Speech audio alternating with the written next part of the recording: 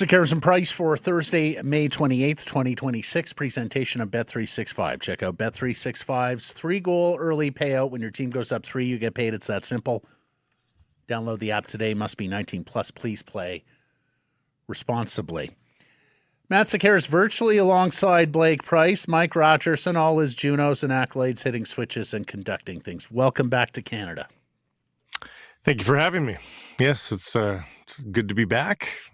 Nothing like flying back into Vancouver, looking at the beauty of the ocean and the mountains and thinking, it's all right. It's A-okay. You, not that Switzerland isn't beautiful. You spent a lot of time in Switzerland this year between Davos, right? Remember Mikey schooled us. No, don't call it Davos. That's what North Americans call it. The Swiss call it Davos for the Spengler. And this is Freiburg or Freiburg, not to be confused. Freiburg, Germany. Yeah. Not to be confused. Could you live there? I could. Very, very easily. Here's a strange little. We consider Switzerland. Let us know. I mean, you'd be recording pretty late in the day over there, but True. You know, you could ski in the morning, play golf in the morning. We consider Switzerland pretty expensive. We bumped into a Portuguese family that had moved from Portugal, which I would consider a pretty economical, not super cheap, but it's an economical place to travel. They moved from Portugal to Switzerland to get ahead in life. Their salaries doubled. Well, because taxes cut by 75%. They see it to live there as a cheap place. How many billion are they sitting on in that bank? No, they were a working class family. Working class family. Wow, how about that? Yeah. Okay, so apologies off the front end here. I have the man flu. Not just the flu, but as I'm told in my house, no, you have the man flu. It is a particularly virulent strain of the flu. It not only has all the symptoms of the flu, the congestion, the coughing, the headache, the body aches, but involuntary bitching, whining, moaning, complaining. Periodic taking the back of my hand, placing against my forehead, and just letting out big sighs. Do you medicate, though? Do you actually? I'm trying to medicate, Blake. I have been medicating for 18 hours plus here. Okay. And yet the man flu is winning. Oh, so we're going to try and get through today's show. We're hoping the voice holds up. You may have to do more talking. Okay, I'm just telling you right now. I'm hearing it sounds like a long weekend is what I'm hearing. But we digress. We'll cross you think I'm going to take tomorrow off? Yep, that has crossed my mind. But goodness knows there's no breaking news to cover. Yeah, there's no breaking news to cover with this hockey team. My God. Although Fridays is the news drop day for this team, so you never know. Not yet anyways. We'll see. Start with the daily poll question. Should the Canucks explore moving up to second overall to draft one of McKenna or Stenberg? You can vote yes, you can vote no. We're asking this in part because yesterday we asked, can they afford to let Stenberg pass them by? And like 90% of you said no. But here's the thing. So many of you just assumed that Stenberg would be there at 3. Yeah. I'm not sure everyone is acutely aware enough of it is more than possible that somebody trades into number 2 with San Jose and takes Stenberg. You may have to do that if you're the Vancouver Canucks to guarantee your guy, if your guy is Ivar Stenberg. Although there's also a school of thought you may have to get to 2 to take to Caleb Malhotra if the Canucks are so inclined on taking Caleb at number 3. Now, somebody jumps ahead, trades into the Shark spot at number 2 to take Caleb. I suspect it's easy peasy. You just turn in the card with Ivar Stenberg.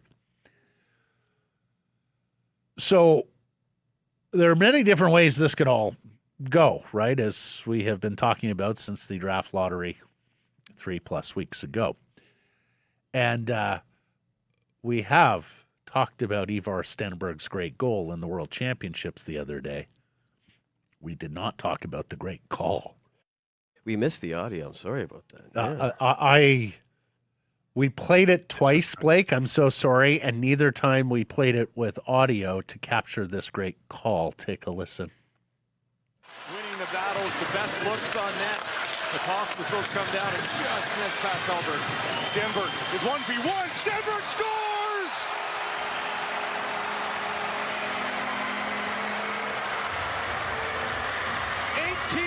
Of age and worth the price of admission, Ivar Stenberg with his 4th of the tournament. It's 3-1 Sweden. Was that his dad they put the camera on? Did you know?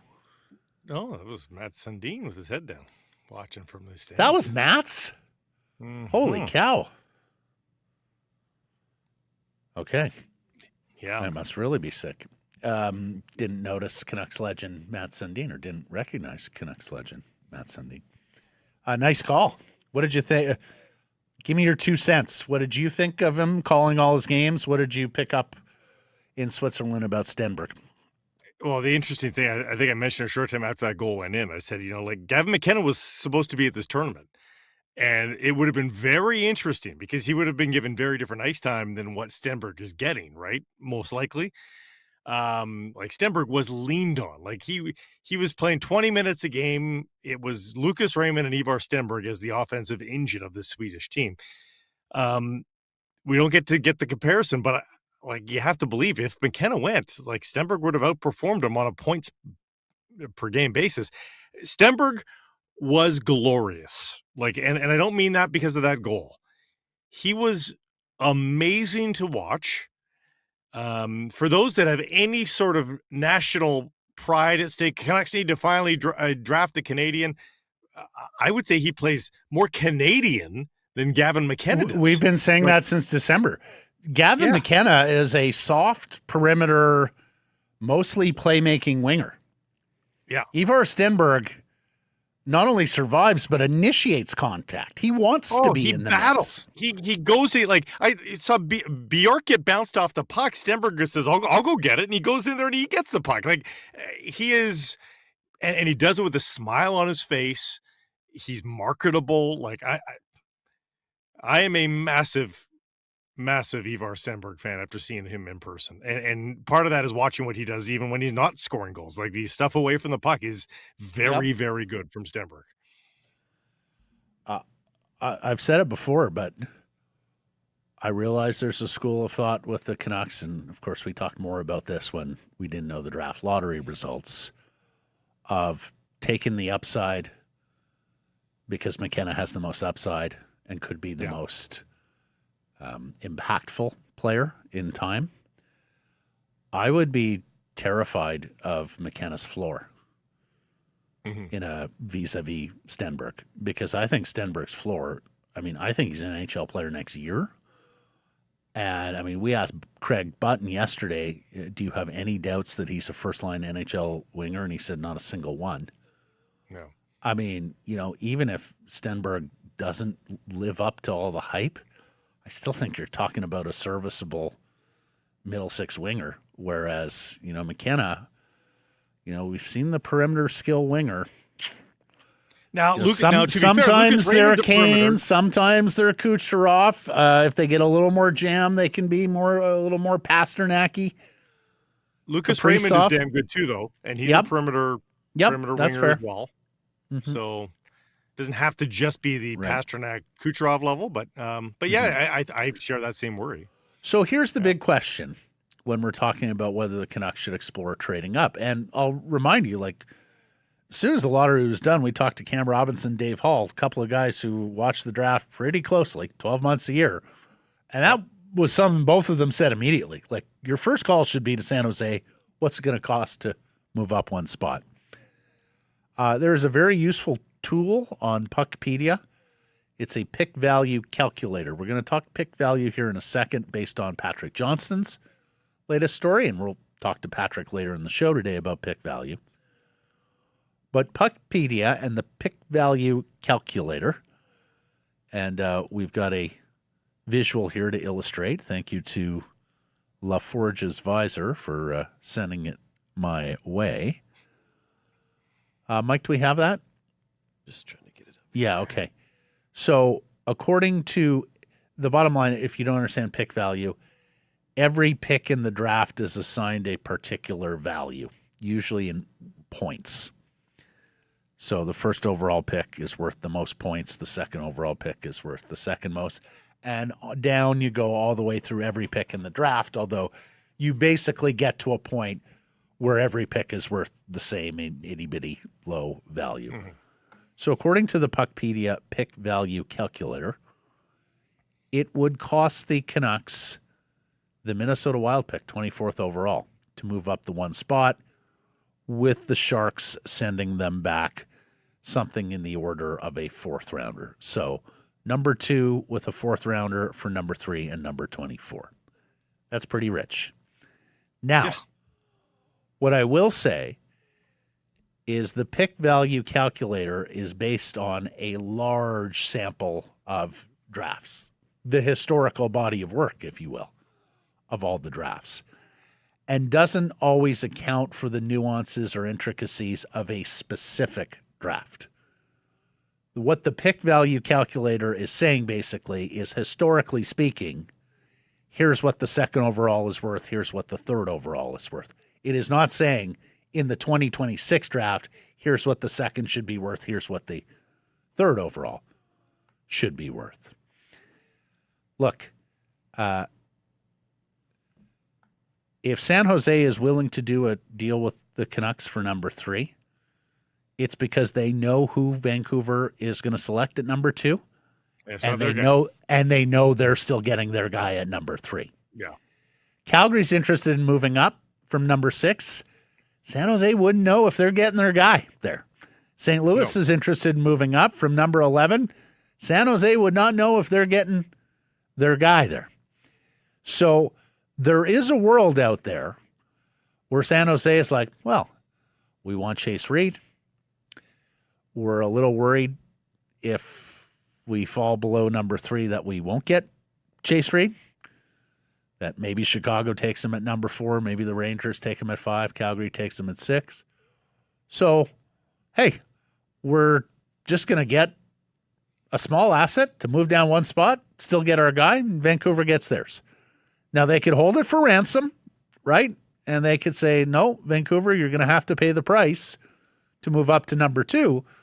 But, then they get nothing, right? Okay, so we're going to take Chase Reed at number 2 overall, and then the Canucks get their guy. Well, we could have still come away with Chase Reed and something else if we had executed the deal. Now the flip side is there as well, right? The Canucks can gamble, not pay the price. Hope San Jose just passes on their guy, Fitz Stenberg, and take him number 3 overall. The risk there, of course, is San Jose trades with somebody else who comes up and takes Stenberg. Could you live in a world if the Calgary Flames moved up and took Stenberg at number 2, and that was your guy if you were the Canucks in division for the next 10, 12 years? If you're a San Jose Sharks fan, you're trying to have the sun, the moon, the stars, and have your cake and eat it too. So you have to think about this possibility too. They see everything that Stenberg is doing. They probably look down their roster and say, I think Stenberg's way better than William Eklund. I think Stenberg's way better than Michael Misa. Why don't we draft Ivar Stenberg? Know that we've got now the better of those 3 kinds of players, and use one or both of Eklund and Misa to trade for a guy like Nurse, a guy like Philip Roenick, something like that. Then they get the best of both worlds. They get the upgrade at wing that's younger now, a winger now that's younger than Macklin, so really going to grow with Macklin for the entirety of his career, and you get a veteran defenseman that really helps you in the near future. Well, remember, they have the same amount of wins this year as the Las Vegas Golden Knights did. That's right. Vegas, not loss. So they dropped the loss. They get to. They're close. Like they want to make the playoffs next year. They do. So, they can still draft Stenberg and make it work. It's funny you mentioned that, Blake, about taking Stenberg, because I got a note from our buddy Eric Eric Curry, who does the Teal Town USA podcast. Eric has been a long-time audience member on this show because he's a huge Pucks guy down in the Bay Area. And, of course, they don't talk a ton of Pucks on Bay Area sports radio. He thought exactly that to me. He thought, I think they're going to take Stenberg, and I think it's going to be one of Eklund, Philip Bystad, Quentin Musty, who are some of the other young forwards in the San Jose cache that will be traded for the defenseman. Now, you're probably not getting the same level of defenseman trading one of those guys as you would. Yeah.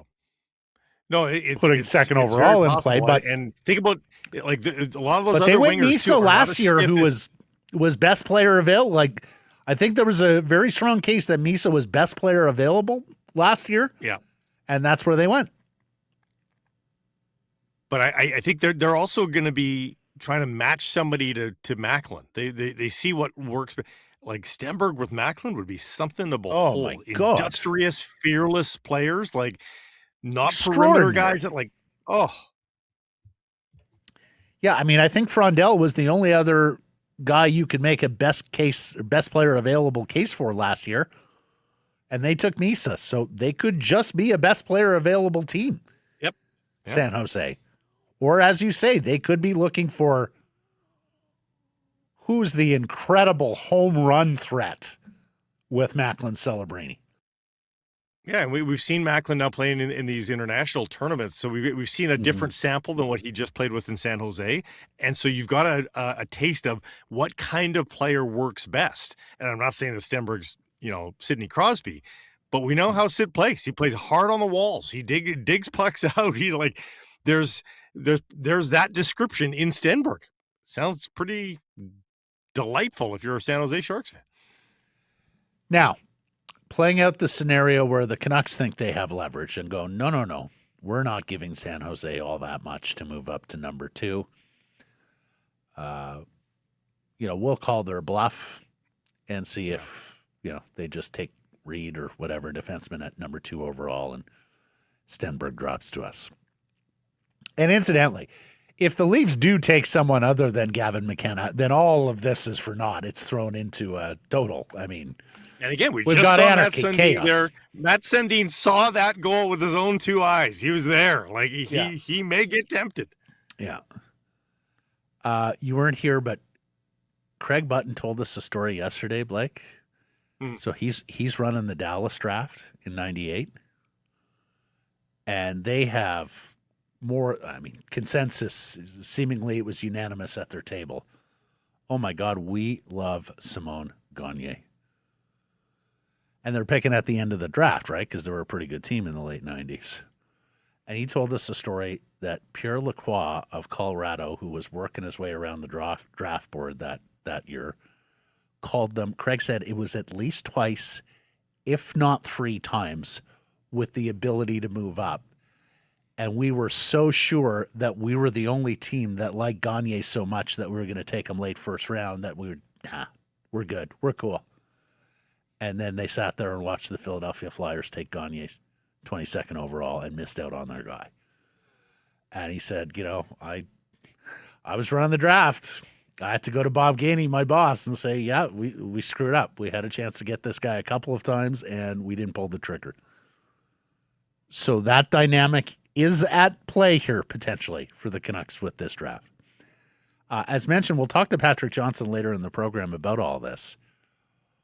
But a fun story from Patrick in today's Province and Sun, how to trade for the 2nd overall pick. So he maps it out. This is not the move up. This is just acquire the pick, right? Well, it's a little bit of both. If you dig into it, it's a little bit of both. But yes, that's the one thing we're seeing in the comments of the poll question is how about both? And Blake's been saying this from the moment the draft lottery ended. So the one scenario that somebody gives Patrick, an NHL source gives Patrick about how do you get number 2 overall, you agree to swap first-round picks with San Jose next year. which is like this. Oh my God, that is plums. That is and the coconuts. best example of why you don't. What is the best biggest example of why oval you you don't do can that, think of and attach it to the? Yeah, I mean, because think about last year, not this past year, but the one before that. Macklin Celebrini plays for the San Jose Sharks that year. He's great. Think of any of the years that Connor Bedard's played with the Chicago Blackhawks. Great. They're still really bad teams. Like San Jose at the end of the year here plummeted near the bottom. That's how they got to the second overall in the draft. Yep. You know, like you need a lot to go right before you are winning and in the middle of the league. Yeah, and San Jose's pick would have been 9th this year if everything had gone to Hoyle. Just right for edification. Yeah. But they plummeted in the standings at the end of the Yes, season from where they were. Yes, they were flirting with the playoff spot, and then they dropped a bunch of spots. So like the Canucks will be bad next year. Like they just will. Like so you can't be swapping that out, knowing that you're going to have a great chance to get Landon Dupont. Yes. So a pick swap, which is very NBA too, right? They love the pick swaps in the NBA. Yeah. Which is terrifying. Like, and it's terrifying more than just all year long if the Canucks are poor. It's terrifying up to draft lottery day, right? Where you're sitting there going, oh my God, is this the year we win first overall, but we have to move it? The second scenario PJ pointed out, an NHL person told him, you start with Filip Hronek and you just work from there. Yep. Filip Hronek in and of his own right. And, of course, he's got trade protection, so this isn't a world where he's willing to waive. Filip Hronek probably isn't enough for San Jose to move completely out of the number 2 overall pick. Maybe it is, but it's probably not enough. And one of Patrick's sources says, why don't you throw Demko in there? And while you, I, and everybody else sit here and go, Thatcher Demko's contract is an anchor, and he's an injury-prone player, and I can't believe they signed him to that extension. Boy, was that stupid. If you're an up-and-coming team like San Jose that is looking at improving your goal prevention, everyone seems to say San Jose and defense. And I get it because they have the young goaltender there in Askarov. But Blake, Askarov is not yet a fully formed guy. No. And boy, he plays a very interesting style in that crease. He is kind of all over the map. He was a .363 goals against and .884 save percentage last year. If they believe Demko's healthy, maybe that's attractive to them. Well, it got Nedeljkovic there as well. Doesn't even matter if he's healthy or not because they've got the cap space. They have $73 million in cap space for next year. They need to sign about 6 defensemen, but they've got no cap worries at all. Right. And like you say, like Demko's cap hit is bad. He's only got 3 more years. Like so he's a stasher for them. We have 3 NHL goaltenders now when Thatcher Demko gets healthy. Yeah. I don't know. Interesting. I don't think that's a crazy idea for them. And then again, using the Puckpedia pick value calculator, as Patrick points out, the calculator tells you it would be Hronek plus 10th overall to get to 2nd overall. But again, that's on historical draft data, maybe not specific to this year. That's way too steep. Way too steep. He wonders whether Hronek in 24th overall gets you to number 2. That's an interesting one, Blake. Be painful, but too much. I don't hate it. You don't hate it? No, I don't hate it. Especially when you got 32 right around the corner, or whatever it is, 32-3 right around the corner. Like it's yeah. So the question said, should the Canucks explore moving up to 2nd overall? It costs you nothing to explore. I'm an absolute yes on this. And you are? Yeah. Yeah. I'm an absolute. Well, again, it depends on. Is the question inferring a move up, or is the question? Okay, explore. Yes, then I'll say yes. Moving from moving up acquiring to 2nd yes. over.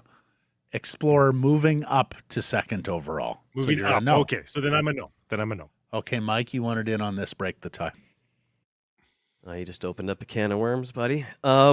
First of all, we got a super chat here that's very applicable. Let's get to it. From Colin.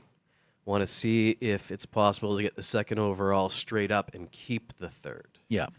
Because we all know. We just discussed. Yeah. Yeah, so we went into some of that. Yeah. But yes, the poll does specify moving up from 3 to 2. So as far as moving up, I'm also a no. I think it's going to cost too much to move up one spot. And I think we all just talked Toronto into taking Stenberg anyways. But I posted a scenario last night. What I want to do, which won't happen ever, but trade Hronek and DeBrusk to San Jose for number 2. Mm-hmm. And that is offer sheet. And then launch an offer sheet at Bedard. That's $13 million extra dollars right there. San Jose definitely needs a defenseman that can actually play. Mm-hmm. That gives us a proper first-line center, puts Petey at second-line center, which is great. That gets people back in the building, back excited. I don't know, man. Mike or Blake, we had fun the other day with JPAD on a Connor Bedard offer sheet. So, yeah. Also, we all know the only way to make this team good is to have the second and third overall pick. That's the only way they've had a good team in 40 years. Well, yeah, I was Hank and Danny. As a matter of fact, if you haven't seen the cartoon Jeff Merrick show on the Nation Network put out of, Brian Burke just tells the story of getting the Twins at the draft, but there's animation involved. In fact, Mike, let's play that tomorrow for everybody. It was a lot of great. fun, yeah. It's great fun. Okay, our top story brought to you by Yellow Dog Brewing, Neighborhood Brewing, Foolish Winery. Still no Manny. What's the holdup? And could it be dinero? As we know, money became an issue in the Canucks GM search. It may well have influenced the decision not to go with Evan Gold, the Boston assistant general manager, because of his cost, plus the cost of bringing in his staff and letting go of people under contract who had to be paid out. Andy Strickland in St. Louis reporting Ryan Johnston is making $850,000 or less to be the Canucks GM. It would be one of the lowest paying GM jobs in the league.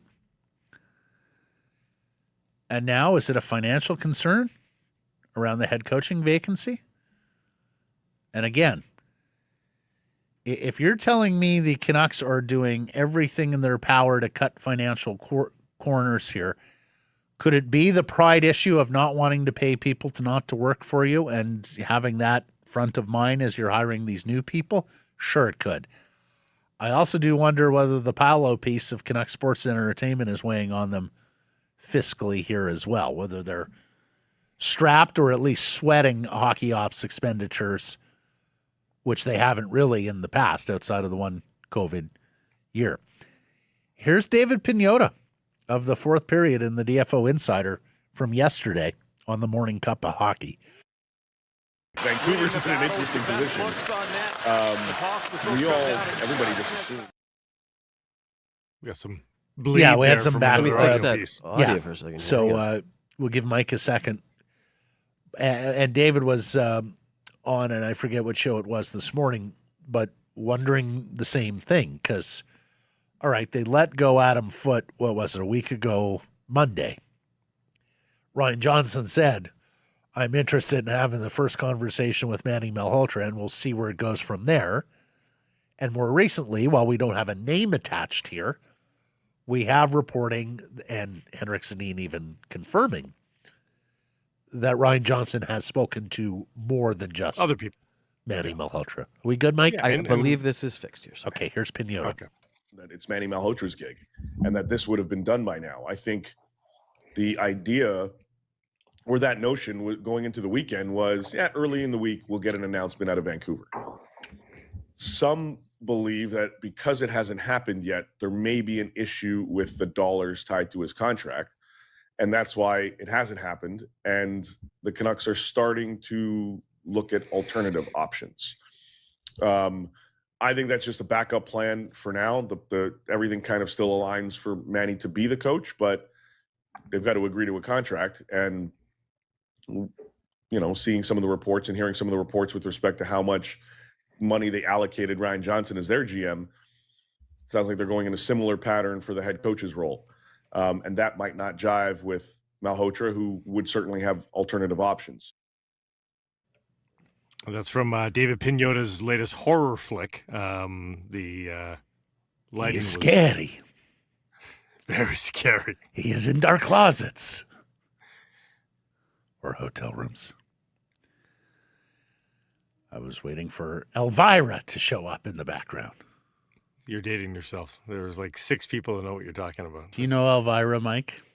Yeah, I'm your age, though. Right. She was a host of horror television. Of sorts. Yes. Mm-hmm. She had a specific look. Yeah. So I'll say a couple of things. Nickel and diming your preferred head coach and the guy who actually brought a trophy to your organization. Not a great look, but of course, not much is with Canucks Sports Entertainment, right? Sort of to be expected. I would bet even Manny knew this going in, especially if he knew what Johnson was getting paid. Secondly, if you do sense that there is some wobble on Malhotra's desire at what you're willing to pay, then it is good process to go on out and look for alternative options, backup plans, as David put it. Hell, we talked about it last week, Blake. You should probably interview a few people here. You should probably interview a few people who have experience on the front end of rebuilds, right? There's probably some good intelligence to be gained, much like with your broad general manager search, which apparently is going to result in an expansion of the analytics department and more resources heading towards Aiden Fox and his department, which, again, is good process. So I don't love the kernel of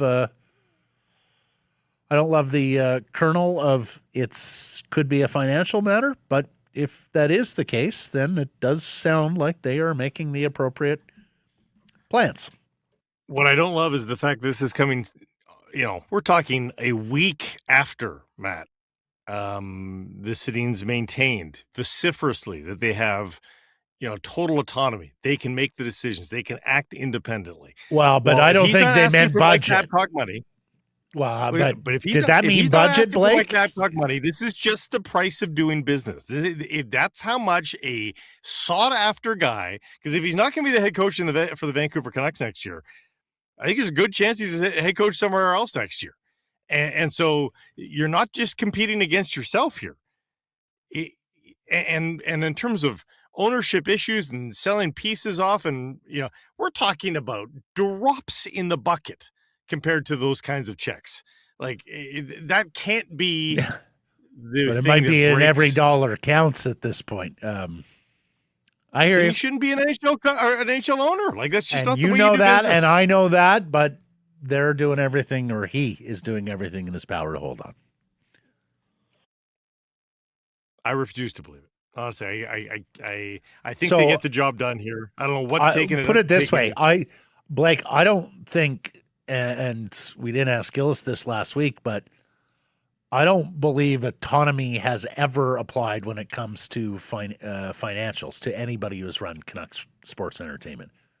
I think they've needed permission and green lights on everything. I mean, not a nickel dime decision, but a bigger salary decision. Yeah, I think that has always been the case. I mean, but Lawrence, I think in Lawrence in early told days us of about Gillis, they might have gone there, but they were always getting the green light. Like, that's it. Yes. Yeah. Almost always, every one of them has gotten green light. So, yeah. Irf Gaffar reporting a team did ask permission to speak to Manny and was denied. You have to think that's the Leafs. Mm-hmm. And as you say, if he's got the ability to play the Leafs off the Canucks or vice versa, then yeah, you are going to have to buck up here. Henrik mentioned Johnston speaking to other candidates. Here's what I will say. And I trust Francesco knows this. The market will absolutely lose its shit if Manny Malhotra is the head coach of the Toronto Maple Leafs. Yeah. Whatever goodwill, what other newfound faith, whatever trickles of business that you might have been able to drum up since RJ and the Twins were introduced and spoke, I think goes entirely out the window if you lose Manny Malhotra to the Leafs because you lowballed him.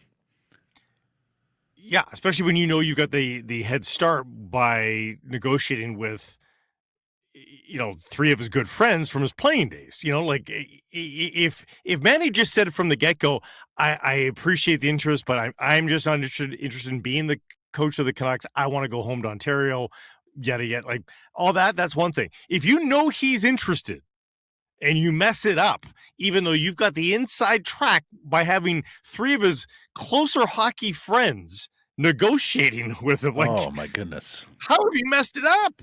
How? You can't. Can't. I mean, that'd be like jockey falling off the horse down the stretch. It's ridiculous. Yeah, and again, you erase all of the goodwill that you had That's right. from the hiring of the other three guys. That's right. So you got to do it.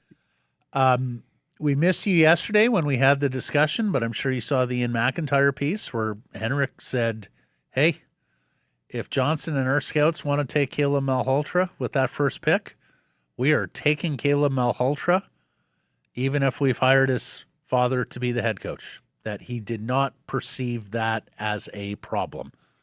At least via the quote that he gave McIntyre, seemed to be quite dismissive of that. Yeah. I've grown into my thought on this because the maturity of both Caleb and Manny leads you to want to believe that it could work.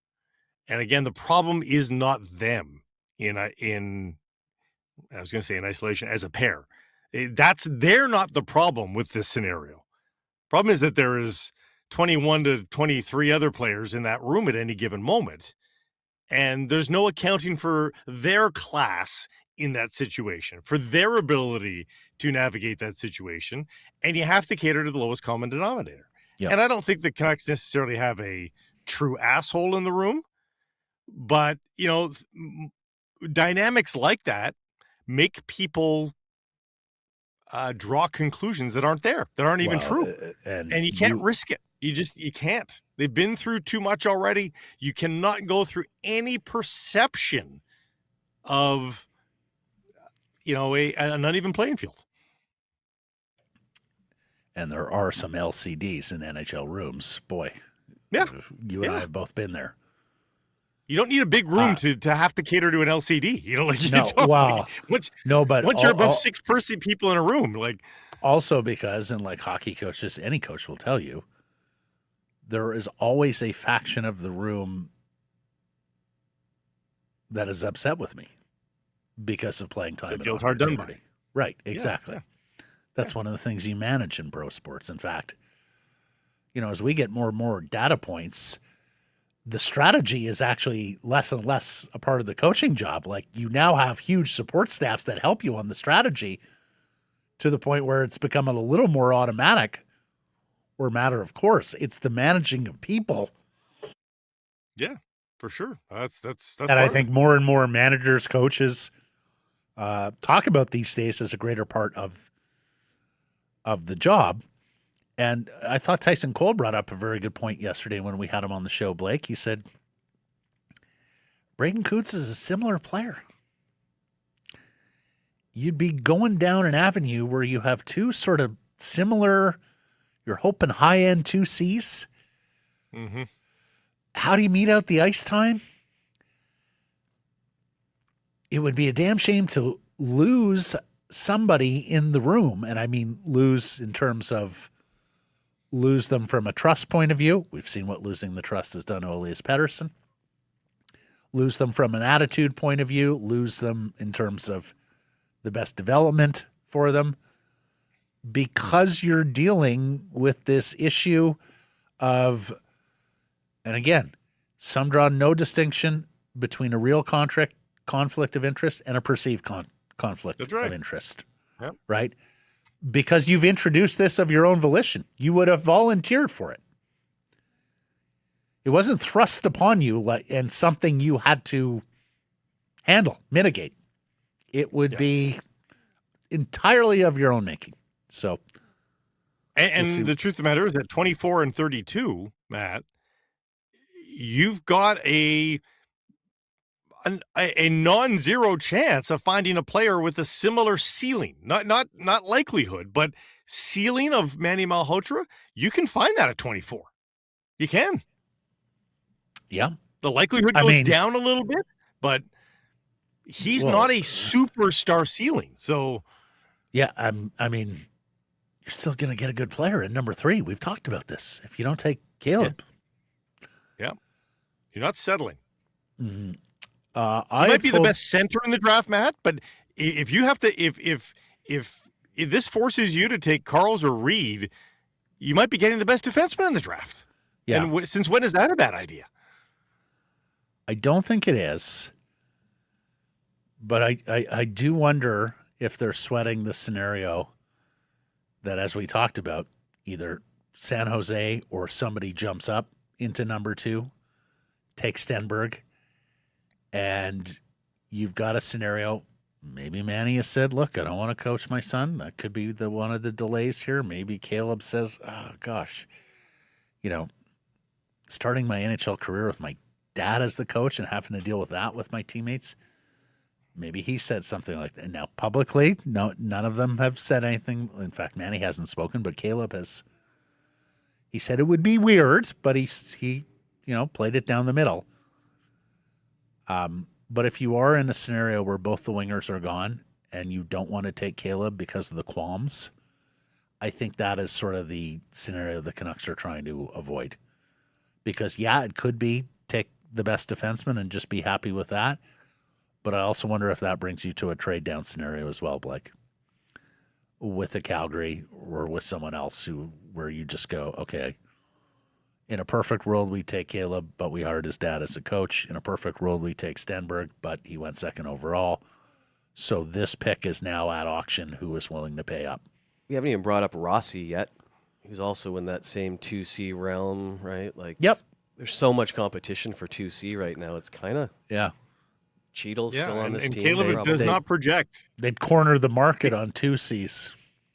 Caleb does not project to be a 1C by anybody. Some people say that, Blake. His biggest supporters think that, but such a small sample size of playing. Well, some people say if you're taking a center 3rd overall, he better be a 1C. Well, and I understand that, but the draft class is what the draft class is. Like the 99 draft was putrid, right? It was like the Twins and very few other players.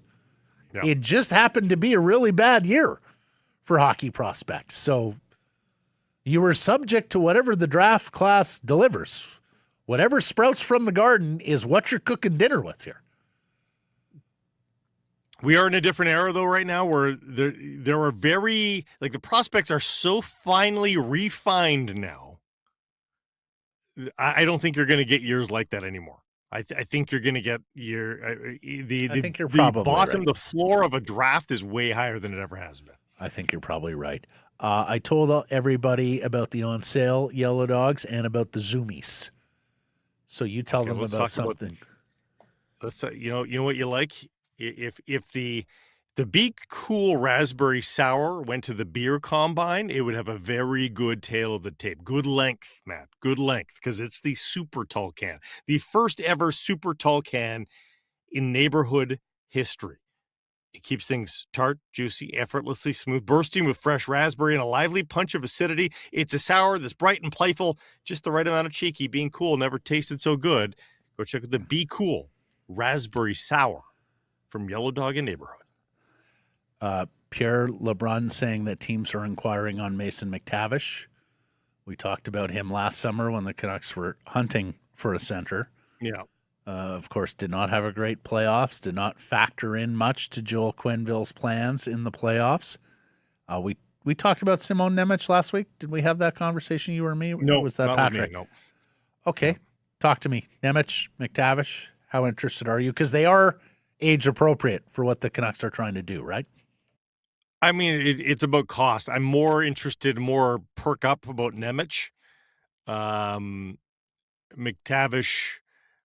I've got a few question marks, queries about, attitude and all that sort of stuff. I don't know.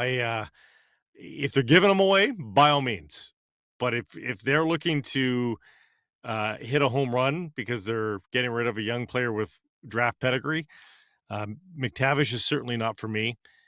And based on Simon Nemec's draft pedigree, I mean, again, why wouldn't they be asking still for the Sun, Moon, and Stars? He appeared to be a bit slow to launch, Matt, but then he had a pretty nice season last year. Would he score 11 goals last year? I think they have they have qualms about him. They have some worries about him, but they're not selling with him at on the floor or in the basement here.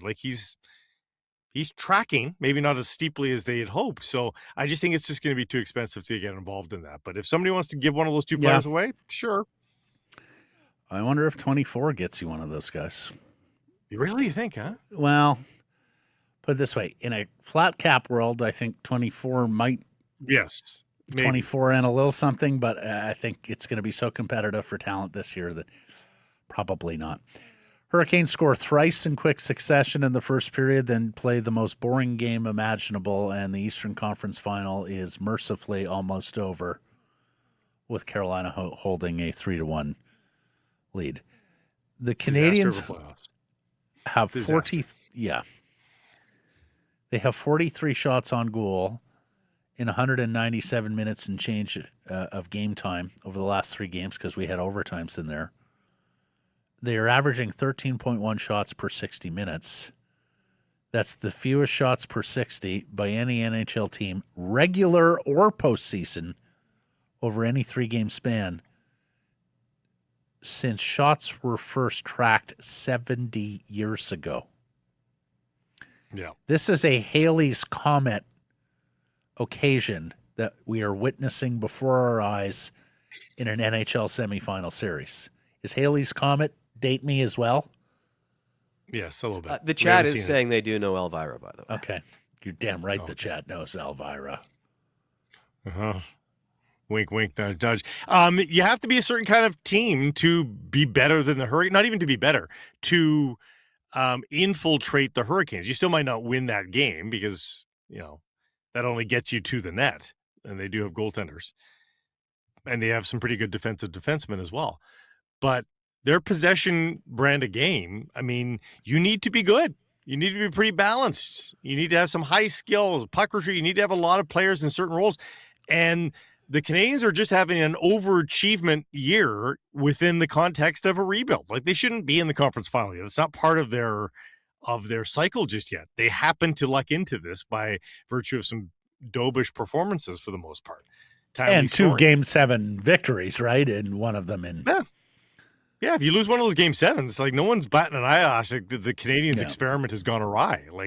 No, they're not supposed to be here yet. And I think that's coming through the wash here. Yeah.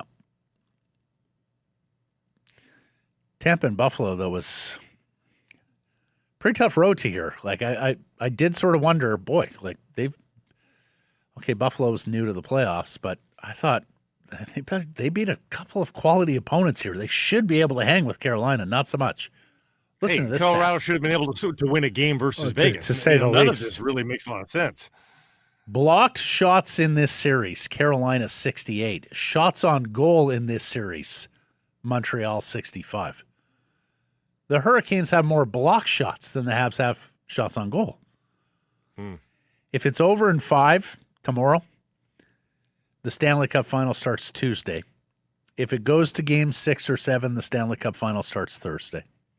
And the good news is what I just talked about with, who might have some success or extend a series. I can't imagine Vegas doesn't have a modicum of success versus the Hurricanes. I think as terrible as these conference finals have been, I think Vegas versus Carolina will be worth watching and is a 6 or 7 game series. So let it begin. It may be worth watching, but will anyone watch it? Vegas and Carolina in the Cup final, Blake? Yeah, like, I mean, does, it's not does sexy. that bring anything marquee to Well, you got to hate watch the Knights, so you will become a Rod Brindamore Carolina Hurricanes fan for I think you are a fortnight at the very least. I know I will be. I'd be quite happy to see the Pride and of truthfully, Campbell River lift they've the done cup this again. right, Matt. They've Yes, rebuilt they have. right. They've managed the NHL roster in their very own way. They've stuck to their guns. I think they deserve a Stanley Cup. So I do more too. than willing to give it. I would be very much pulling for Carolina. Would I set aside 2.5 to 3 hours every second night, especially if the weather's nice and there's golf to be played? Probably not. Yeah. Catch the third. Yeah, exactly. Yeah. Or I'll pick it up at game 4. Something like that. We actually tee off generally at the perfect time because we generally would finish with these 5 or 5:30 starts in the Stanley Cup final. We're done golf for the third. It's pretty perfect. Hey, Blake, not our first rodeo, okay? No. Long experience here. We know how to do this. We've got it timed out. Yes. Each and every day, there is outstanding playoff coverage on the Nation Network. Expert shows, deep dive articles, live social updates, analytics, fantasy insights covering every moment, epic goals, big hits, game-changing plays, one network, every moment. Tune into the DFO Rundown or the Sheet with Jeff Merrick. Daily on the Nation Network. Forgive all my coughing and sneezing today, folks. I'm a wreck here. We should. We're going to get to this. Okay. Did you mention 1992? Should we mention 1992? Oh, shit. No, I didn't. Yeah. So I asked Blake, I said, okay, so if we get a Western Conference final sweep and a 5-game Eastern Conference final, worst conference finals since 1992, where the final 12 games of the Stanley Cup playoffs were the most uneventful of any other playoff in the modern playoff setup. Sweeps in each of the conference finals and a Stanley Cup sweep as well. Unbelievable. 12 for 12. So that was Pittsburgh over Chicago in the Cup final. It was Pittsburgh over whom in the East? I forget. I didn't log that one, but And it was Blackhawks got past the Oilers. Yeah, the Blackhawks swept I have zero recollection of that. I remember Edmonton putting the wood to Chicago in the 80s in that Campbell Conference final, scoring 11 goals in game 1, if I'm not mistaken. I do not remember the Hawks getting their vengeance in 92. I do remember that was a Keenan, Belfour, Rowanek, Savard, Larmer, Hawks team, as I recall. Like a good team, but never a team that I thought, okay, that's a cup winner. That was the stacked Penguins, and they even with an injury to Mario Lemieux, he only played 15 games in the playoffs, 38 points. He got the job done, did Super Mario. 16 goals in those 15 games that he played. He was pretty good. Okay. And you don't know who they played in the Eastern Conference final? Let's figure that out. Okay. Oh, it was Boston. It was Boston. Boston. There you go. Boston. Oh my God! Like I'm looking at the score lines here too. Like Pittsburgh won 2 games 5-1, third game 5-2, and needed overtime in one game. And the other one was close. Blackhawks was won game by 6-2 and 4 goals, and also had one overtime win. Like these were blowout games on top of being sweeps. Oh, hideous. At least the cup final had 3 1-goal games. Canada 4, USA 0. Can't say it's sweet revenge because That's the Worlds, but yeah, it's it, not it the helps Olympics. because they would have spiked the football if they had won. So Oh, of course. it is good that it didn't. Yeah, exactly. That's kind of like, you're hoping to avoid double bogey, and so bogey feels pretty good, right? That's kind of how I felt about it, right? Finland beat the Czechs 4-1, but Filip Hronek scored the only goal for It was a good one the too. Czechs. And dear God, what a terrifying hit and scene with Evan Bouchard, the Canadian defenseman, Edmonton Oilers defenseman. A hit he takes from Ryan Lindgren. I mean, he's out cold on impact by the looks of it, Blake. I don't even want to show Very scary. it was terrifying. I hope Bouchard is going to be okay here. Memorial Cup is set. Chicoutimi, Everett in tomorrow's semi for the right to play Kitchener in Sunday's final at Prospera Place in Kelowna. The host Rockets did not win a game. They did lose one in overtime, though. They were close against Chicoutimi. The fancy stats said they deserve better. Mm-hmm. And so ends, we think, the WHL career of T.J. Ginla, the son of Jerome, Lake Country, British Columbia. 125 goals, 254 points, 210 games. He's a Utah Mammoth draft pick. And so long as they don't trade him over the summer, and you wonder if Calgary's going to make another attempt to trade for a Ginla with all the draft picks they have, then I suspect you will see him in that Mammoth lineup with already has a bunch of good young forwards. Yeah, they don't need next him. season. Yeah. If I'm not mistaken, too, our buddy Craig Button ranked T.J. Ginla as the best prospect in the game when he did his list of NHL-affiliated prospects. Yes, in fact, he did. The top 50 NHL-affiliated prospects, Craig Button, this was back in early spring, late winter. T.J. Ginla was number one. And lastly, just devastating news here for the hockey family. Four-time Stanley Cup champion Claude Lemieux dies at age 60.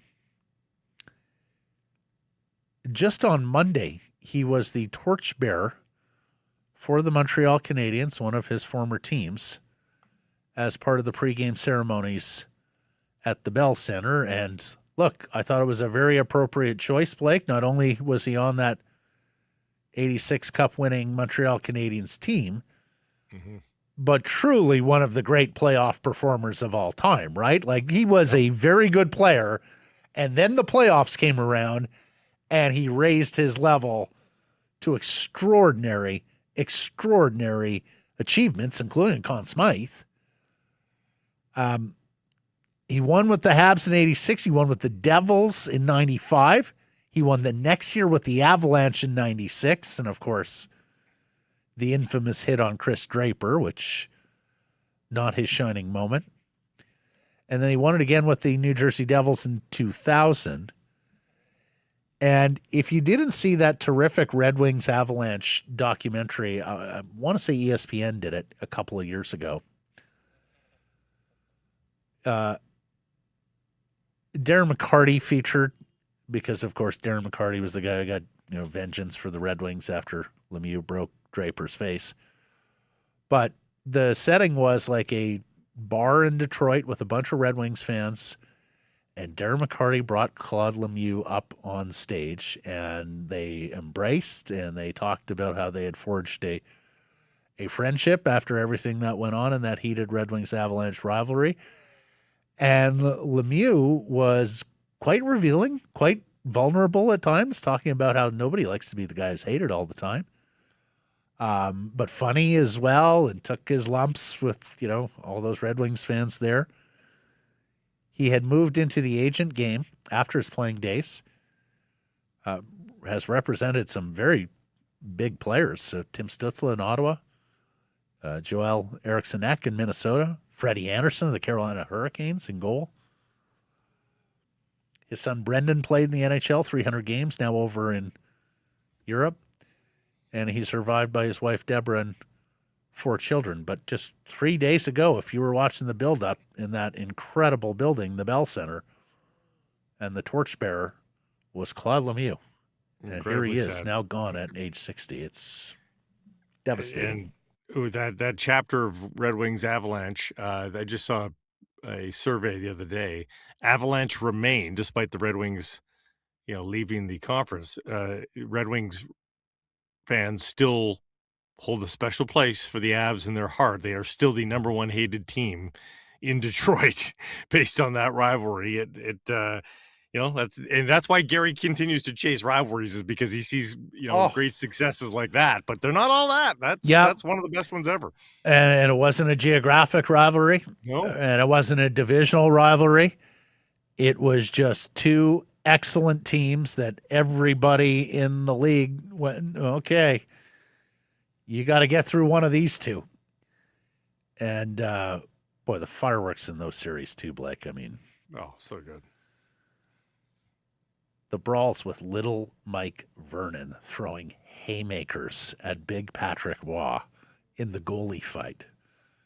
The Patrick Waugh and Brendan Shanahan airborne clashing. You remember that? Like Patrick's going full tilt and they jump at each other and collide in midair. You're sitting there going, like what am I watching? Yeah, exactly. Yeah.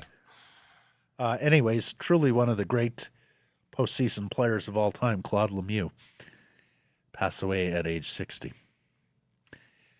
Let's get to our menu today. We're speaking to Patrick Johnston and Rob Williams. With Patrick, we're going to talk about, his story that we mentioned in the Province in the Sun on the Canucks trading at the draft table, whether that's moving up to number 2, whether that's acquiring number 2, and on Manny Malhotra. Same with Rob. We also are going to talk to Rob about, did we get to jerseys, Mike? I don't think we got to jerseys. No, we didn't get to jerseys. But we did get to Brendan Gallagher. Rob's got a theory on the ex-Giants and bringing him home. So we'll talk that. We'll also talk some soccer. Ravi Kalon says there's optimism around Save the Caps. The CFL is going digital. We're streaming now. A new media rights deal in the Canadian Football League. You're going to need DAZN to watch Saturday football. Also talk some baseball, where the Seattle Mariners are first place Seattle Mariners. First time we can say that this year. And a massive upset at the French Open, so we'll get to all that. Time now for our Bet365 bets of the day. What you got? Going to look at the NBA finals here because, of course, we have a dark day in hockey. So want to take a look at SGA's OKC Thunder and the San Antonio Spurs. A chance to end it all for OKC. I like that possibility. They're dogs on the road. But I'm going to look for the Canadian to put his pièce de résistance performance on this game. 35 points from SGA. Wow. Plus 240. You're going to need to get to the line a lot. He's been so good in the last couple of games, though. Well, he gets to the line a lot. He hits the deck a lot, too. Yep. I think I saw a stat after game 2 or game 3. It was something like 30 jump shots, 13 times he wound up on the floor after taking those jump shots. It's the damnedest thing. Yeah, it's the damnedest thing. Arsenal is champions of England. How about Arsenal as champions of Europe? And see if you're picking up what I'm putting down here. Blake, Arsenal, PSG, Saturday, the UEFA Champions League final. The game is in Budapest, Hungary. Arsenal. Thank you. I've just been on the continent. Yeah, exactly. Davos. Barcelona. Thank you, Blake. Sound like you're just back from backpacking on gap year. Well done. Budapest. Arsenal striker Victor Gyökeres, Swedish international, Hungarian name. I know. Our name's Hungarian too. Give me the Gunners and the Hungarian in Budapest to win in regulation at plus 225. Every sports fan will tell you, not all games created equal. Sometimes the excitement just isn't there. Sometimes you get a dud. It happens. But at Bet365, boring games a thing of the past. Now, there's always a reason to tune in, even if the score isn't one of them. And while they can't make every game exciting, they can help fans get excited about every game. Bet365. Download the app today. Must be 19 or older. Please play responsibly. Patrick Johnston is next.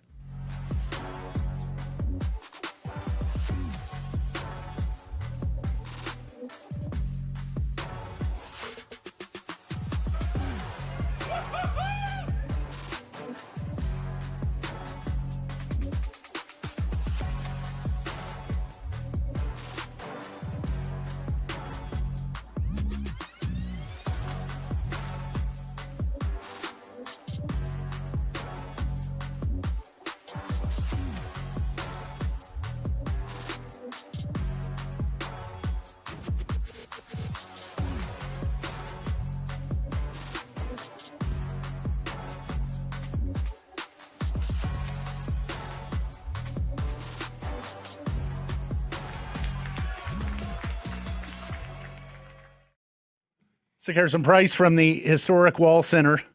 Patrick Johnston, the columnist with Post Media. I read you in the Vancouver Sun today, though. I always say the province, but of course sometimes it's in the Sun as well. It's always in the Sun. But yes. Oh, okay. Yeah. Are you telling me it's every single thing you file goes into both papers every day? Is that how it works? It's just about whether, and now we can't even say that it's the tabloid format or the vertical format. Well, because now let's not bore the masses. Let's not get into this. Let's not get into this game. Blake, there would have been a time, and I've written for both, where that would have changed the type of lead you would write on a story. Yeah. Oh, yeah, absolutely. Listen, to be clear, I write a province headline and a province lead, and I don't. Okay, so 3-syllable max. That's right. Yeah. Gotcha. I still use big words, but the takes are aggressive. So then who decides whether to pump it out? Who decides whether to pump it out on the Vancouver Sun social media channels or the province?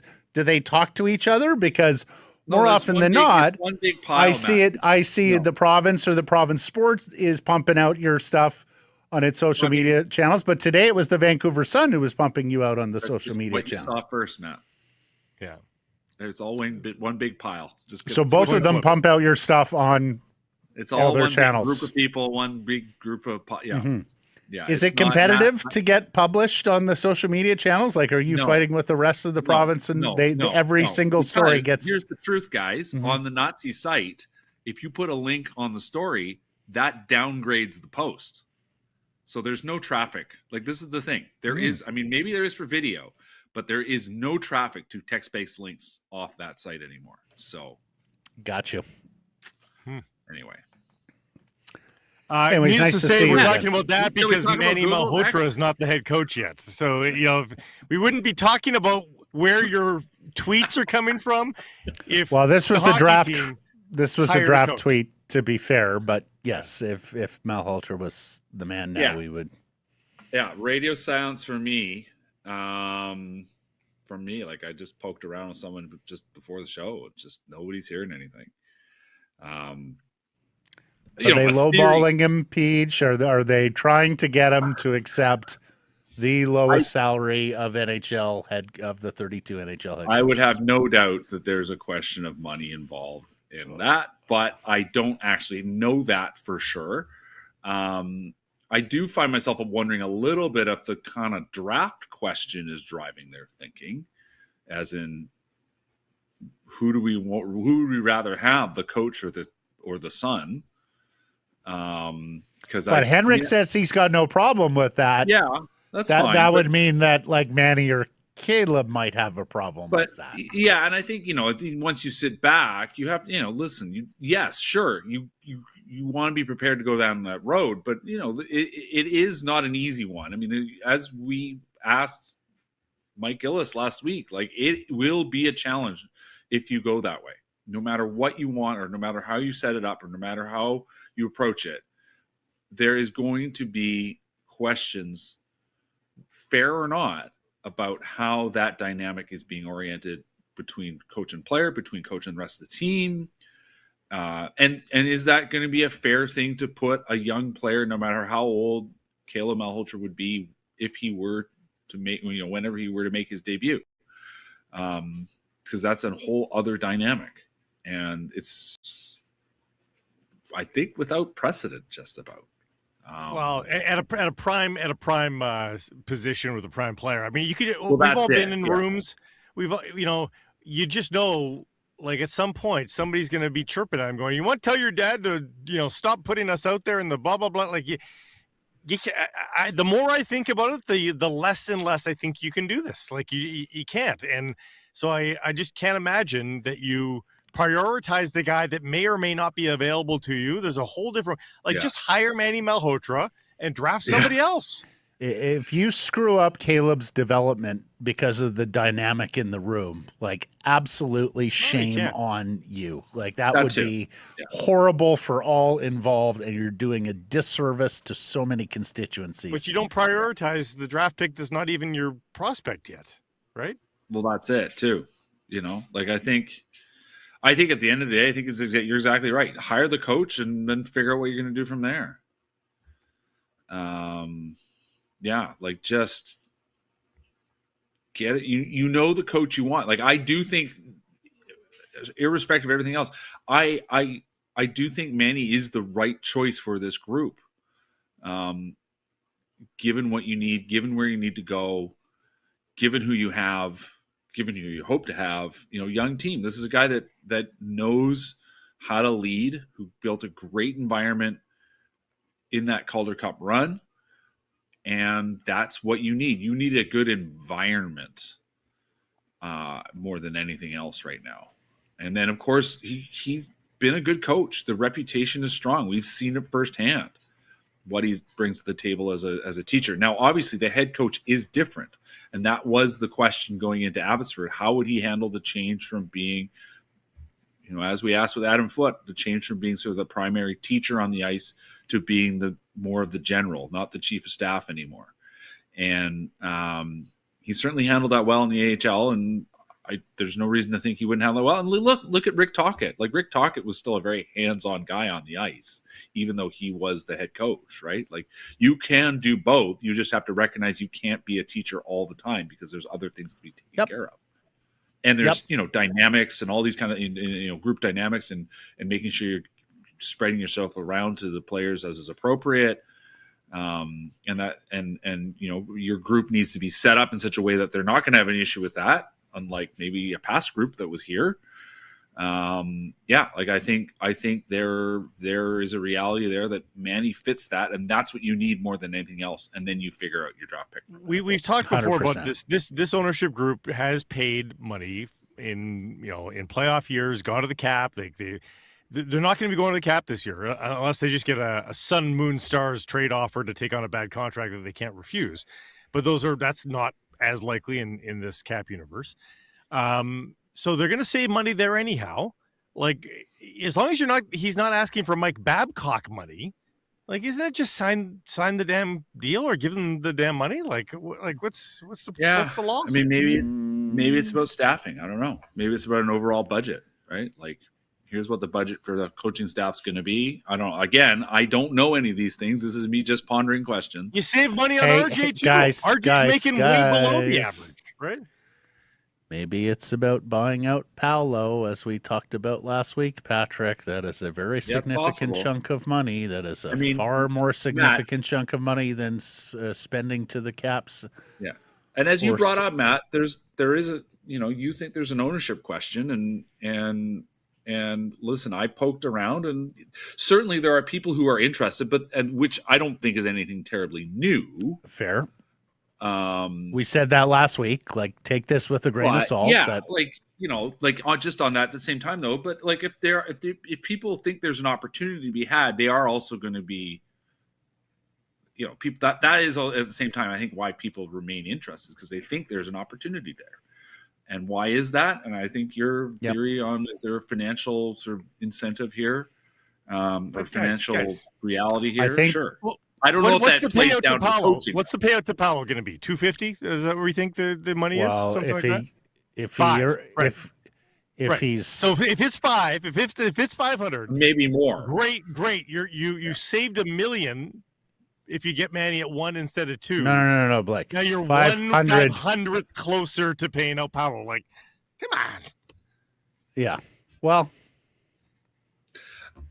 I I'm don't not think sure it's it's that. I think- liquidity even for rich people have. I would bet that the Paolo side says it's closer to 700 million, but hey, Sure. I think there are people in this town, and I think there are people looking in on the Canucks who, with respect to what you said, Patrick, that from time to time you hear these things, take them with a grain of salt. Nothing has ever happened in 20 years. I think there are some people who now think that the conditions are ripe, that something actually could happen with ownership of the franchise. We'll see. Yeah. At the end of the day, on the coaching financial part, I mean, there is, in the end, remember the philosophy, the overall philosophy, and we see it, we play out in all aspects of this organization, and on all other parts of their businesses, which is what Luigi has long said. There is no money in the sell, only in the buy, which is that you keep your costs down. Yeah. And if you can grind down on the fact that this is, what, quote, 1 of 32, and you're gonna keep doing that. So we'll see. We'll see how this plays out. Manny should be the coach, and it would be smart. It'd be an easy, smart hire. And we always say these are easy, smart things, but we know that this organization does everything it can. There are certain things it will spend money on, but if it doesn't have to, on other areas, that's what they do. I would like to get back to the draft picks, or Sure. pick number 3. Yeah. We're asking our poll question today. I don't remember if we talked about this while you were in last week or not. Should they explore moving up to number 2? It guarantees you either McKenna or Stenberg. Yeah, it's going to cost you something. Yeah. But is that something they should be looking at doing? Because I'll give you the nightmare scenario. You hire Manny. One of Manny or Caleb says, we don't like that arrangement. So you take Caleb off your draft board. And then somebody jumps up to San Jose's number 2 to take Stenberg. And so now you're sitting there looking and going, okay, do we take the defenseman, or are you putting the pick in play? So talk to me about moving up. I wrote about this yesterday. I said, I actually went even beyond that. How do you add? This is the Vancouver Sun headline I saw on social media. How do you get 2 and 3? Yes. That's my point. That's my point. Yes. Can you do it? And I talked to a number of people, and everyone said, yes, I think you can. Because, of course, San Jose is incentivized. San Jose is incentivized to make a move. They need guys now. And so could you get a deal involving, say, Philip Hronek, right? A defenseman that would add a lot to that team. Now, you can't do it just for him. You've got to add in some picks. 24 is almost certainly too low, but you try anyway. Realistically, if you do real pick value and you look at trades that have gone before, say Hannafin, something like that, you're realistically looking at like a number 10. Canucks don't have that, so could they get to number 10? I'm not sure. Well, we talked about it. We talked about it as we were kicking off the poll. And first of all, I love the exercise, Patrick. So bless you for writing on this. You talked about a 2027 pick swap, and I wanted to strangle you like that? I wanted to strangle you. I'm like, you can't go into a blind pick swap and potentially lose Landon DuPont next year. Are you crazy? Listen, that's what my guy who picked that. I was like, well, really? You tell your guy, don't show his face at the lower lobby level of the Wall Center, because I'll have at him a blind pick swap. And potentially losing DuPont just to move up That's from the 2 pick to swap. 3. No, his concept was No, just the that's pick not for swap. 2 to 3. That's the offer. That's to I was- acquire the second. That's to acquire I the was like, second. you're just making a bet. We're not going to pick. We're throwing our first rounder into the mix for next year. That's pick swap or acquire the second overall straight up. Acquire the second. And I said, why would San Jose do that? Because, like, listen, the player possibly available is amazing, but Yeah. on its own, he went, listen, you throw it at him and you work back from there. Oh boy, no Get their way. attention. I Even love then, it. though, I would be so nervous if I'm the Canucks, because would it not be the most Canuck thing ever? Oh, yeah. You win the lottery and first overall, a generational player like DuPont when you've already agreed to the pick swap? Oh my God. yeah. Would San Jose be interested in both They Roenick would and DeBrusque? Burn for the that? place down. Roenick and DeBrusque, PJ? To go, yeah, sure. I don't know. Maybe. Yeah, you can admit that. Like yeah. they look Well, a lot I liked more your, playoff-y with that. So I liked, look, I think Defco? we can all agree that Roenick to move from 3 to 2 is too much. Yes. And I think we can also all agree that they're going to want more than Roenick for 2 straight Yes. up. Yes. Yeah. I liked your scout or whomever it was who suggested put Thatcher Demko in there. They might be desperate enough for goaltending and believe he's healthy enough that that works for them. And I also liked your idea of Roenick in 24th overall. Straight Throw a up dart. See what for happens. number 2. They shouldn't accept that, but maybe they would. Still gets them a player. Yeah. Maybe you give them one of the Canucks better prospects as well. Maybe it's And who 24th. would that be, Blake? I mean, somebody that's a bit of a flyer, like an Ogren, like something like that. Yeah, No, but they've already got. Lekramaki. They've already. Lekramaki. no. Yeah. They've Or already like got- Romaki, yes. Yeah, but like Lekramaki- Ramakie's Or- coming off they surgery. don't- Or they're so defense poor, maybe EPD or Kudryavtsev does something Yep. for them. Yeah, maybe. No. But No. Yeah. Yeah. Anyway, yes, you throw darts. Let's go. I'm on. I love it. I loved You have fun with that one. very few people do the think piece better than you, Patrick, I must say. Thank you. Well, As I said to one of derived the great sources, I joy guess- reading your piece today. Well, part of it is you have to be ready to be honest with your source. Say, listen, because you can't go on the record, I am Yeah. going to steal this from you. Right. And they're like, yeah, that's fine. Well, but that's part of what I'm doing a story on this. I know you can't go on the record. So, help me out here. Give me the background. Yeah. Tell me what you think. I may actually Yeah. use it. Yeah. And source says, oh, yeah. The I love downside it. is, of course, the biggest downside to all of this prognosticating is nobody does these deals. Like, it's just No. so rare. They're such Like, cowards. I mean, yeah, they honest are. to goodness, we need so much backbone in these GM's chairs. It is Give me the Every end- other in league the does end, give us wheeling the and NBA honestly every day, right?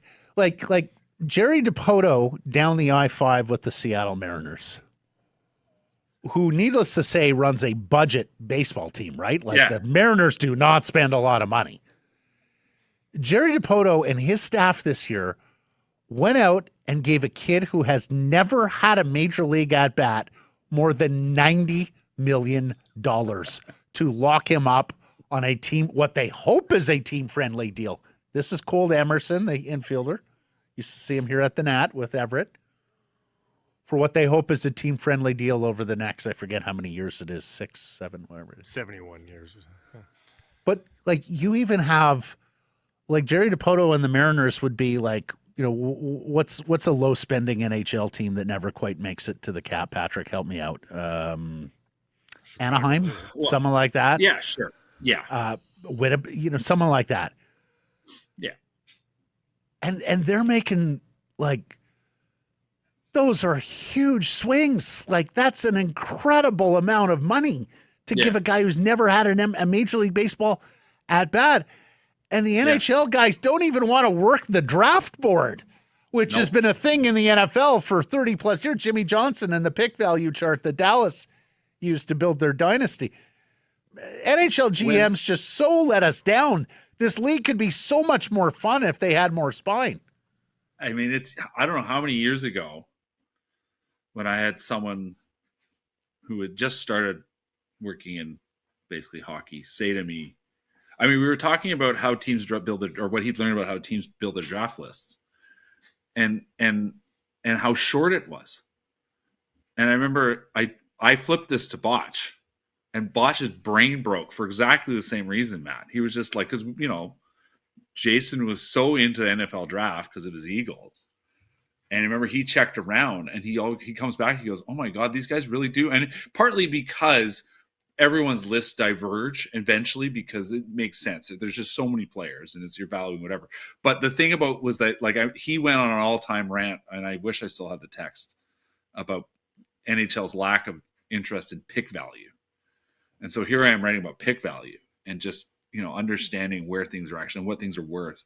And I think pick value has actually become more important because teams have gotten better at drafting at the top end, right? Like the guys that used to fall to the 7th round and turn out to be, those guys now get picked in the 2nd round. If you go and look at the progression over the last 15 years, going back to the early 2010s, the teens, there were lots of guys picked in the 2nd round, heck, even in the 1st round, who didn't make the NHL, right? Those players, I mean, there are still lots of players who don't end up hitting in the sense of becoming a full-time, long-time NHLers. But the guys that get picked in the 1st and 2nd round, almost to a man now, if you go look at drafts, the drafts where they really start playing out, like drafts from 5, 6, 7 years ago, all those guys play now, right? There are no more Connor Bleakleys, right? Like, that just does not happen. Yeah. I just looked for them now. Sadly, they're not there. I must have gotten a new phone or whatever the case may be. But NFL draft 1st round, when my Bears or his Eagles were about to be on the clock, the texts that would go back and forth between us, and then the ones after, because Jason was most expert at the what are they doing? Like, that was his thing as a fan. And he goes, what are they doing? So I would say, like, love that pick, blah, blah, blah. The last left tackle available, great feet, blah, blah, blah. But soft, injury prone. Like, he would just savage the pick, like in true Botchford fashion. Pick value. Awesome that you wrote about pick value. I'm glad you did. I must say, though, in my ongoing quest to be your editor, Blake, he was so, excuse me? Why are we shaking heads here? Go ahead. I can't wait. Blake, you should have seen how excited he was when I told him that Gillis was going to be on the show last week when he was sitting in for you. I tried not to take offense. Yeah. Yes. Did you hear it? Mike actually said he likes you. So because he knew he was going to get a column out of it. And then I got to say, I was surprised of the 38 minutes that Gillis gave us, Patrick, that you pulled out Mike Gillis on a Canucks call. I would absolutely help them out. If the new bosses, the Canucks, want to pick the brain of their old boss, he's ready for it. God, I thought we gave you more material than that. I thought we gave you a banger. Sometimes you just got to beat Rob Williams at his own game. Oh, okay. It was a speed thing. Just get it out before Rob Williams. But also, just like what are the things people most want to hear? Yes, that Mike Gillis is back with the team in some way. No, I think that was a good. Yeah. Okay. Well, no, tell me, Matt. No, seriously, I'm actually curious. What would you do? There was lots of stuff. You're absolutely right. There was lots of stuff. What would you have pulled from? I am curious. And granted, this is colored. This opinion is a little bit colored because I saw how our clip did on it.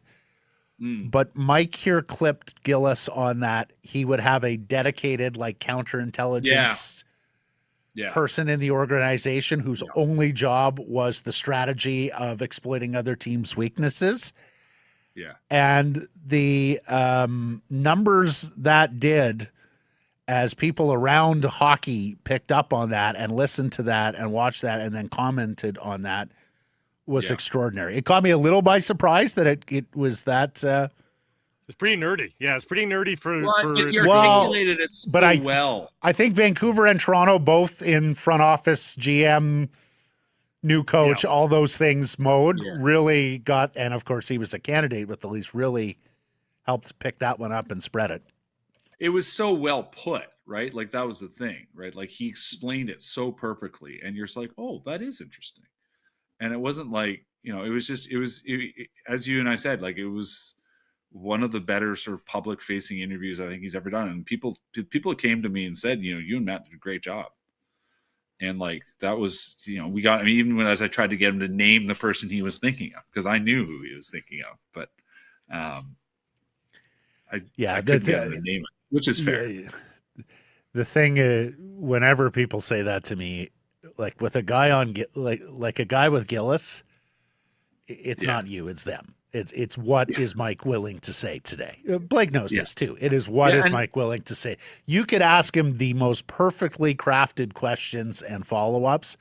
If Mike's not in the mood to start, reaching back into the files and I'll share that one. Then so anyways, it was all him. And credit to him for doing the lead in. No, PJ. Anyway. Old news. We like maybe it. I'll write that column anyway. Matt, maybe I'll write that column anyway because that's an easy saying, one. I thought there were a number of columns out of that. Easy, but I'm glad we helped you out. You help us out each and every week. Last week in the co-host chair, and this week from your lovely abode in Burnaby. Thank you, Peach. Thanks, fellas. See you soon. Sekeres and Price from the historic Wall Center. We welcome in Rob Williams, Rob the hockey guy, the national sports editor of the Daily Hive, and it's Offside Sports Vertical. Are you starting to get worried as we record this late morning Thursday? Is there any part of you that's starting to get a little bit worried or suspicious about where Manny Malhotra and things are going? Not now that you framed it like that, maybe a little bit, but no. Well, they went cheap. They're trying to go cheap, right? Like, and Pinota and Earth are talking about this now. Like, is there a chance where you go so cheap where you just discourage the guy from taking the game? They've just been so obvious that Manny's their guy that they'd really have egg on their face if they somehow didn't wear him under contract here. The thing I wonder about as well is just like, we're talking so much about is the team okay with Manny coaching his son? You do wonder, like, is Manny okay coaching his son, right? Like on the other side of things, like not even for himself, but like, a protective parent probably thinking, geez, why would I put Caleb in a situation where maybe it's uncomfortable with his teammates or makes his entry into the NHL any harder than it needs to be? But yeah, it does sort of, I think we were all expecting an announcement this week, right? So it's Thursday, like, is it going to happen? The only part that makes me, that doesn't cause me to worry is that every time the Sedins and Ryan Johnson are interviewed, they're dropping hint after hint after hint that it's still going to be Manny. So, and we haven't heard any new reports of other coaches being interviewed and any of that yet. Well, and you make a good point about, even if the team is fine with it, does Manny have a problem coaching Caleb for the reasons you outlined? And let's remember, that's a decision that's a broader constituency, I would suspect, than just Manny and Caleb as well. I mean, I would think Joanne, Caleb's mother, Manny's wife, probably wants to say in that, if not other parts of the but so much can change, family right? as well. The best laid plans on draft day can go out the window the minute the Leafs decide they're going to trade down and reap some reward. I mean, you can't not hire the coach or take a job in Manny's case because you think that there's a possibility that they might draft them. I mean, you can state in the meetings, I don't think that we should draft them if I sign on the dotted line, but I mean, I that can't be the hang-up. It has to be the money, which makes absolutely zero sense because they're going to be saving money on salaries here going forward. Yeah, I mean, I guess we'll just have to wait and see. I would find it hard to believe that they just can't come to a resolution here. I just feel like that if they've identified him as their guy and they've communicated that out in the media the way that they have, that they just cannot like the vibes are so high right now. Like, just don't ruin it by nickel and diming your next head coach. So I that seems hard to believe, but yeah, with every passing day, I think that those whispers will get a little bit louder. And we're less than a month now until the draft. It would be very unusual to not have your coach picked well ahead of the draft and going into free agency. So yeah, so concerned right now, no, but yeah, like every day, I think you get a little bit more, you furrow your brow a little bit more every day at this point. Yep. Let's ask you the poll question. Should they look at moving up to number 2? If you move up to number 2, you're guaranteed you're either getting McKenna or Stenberg. Should the Canucks look at that, Rob? I guess you don't close the door on anything. It would seem a bit of an unusual move to me, like, because you're not going to get that. You're not going to get that for nothing, right? Like, you're going to have to give up something to do that.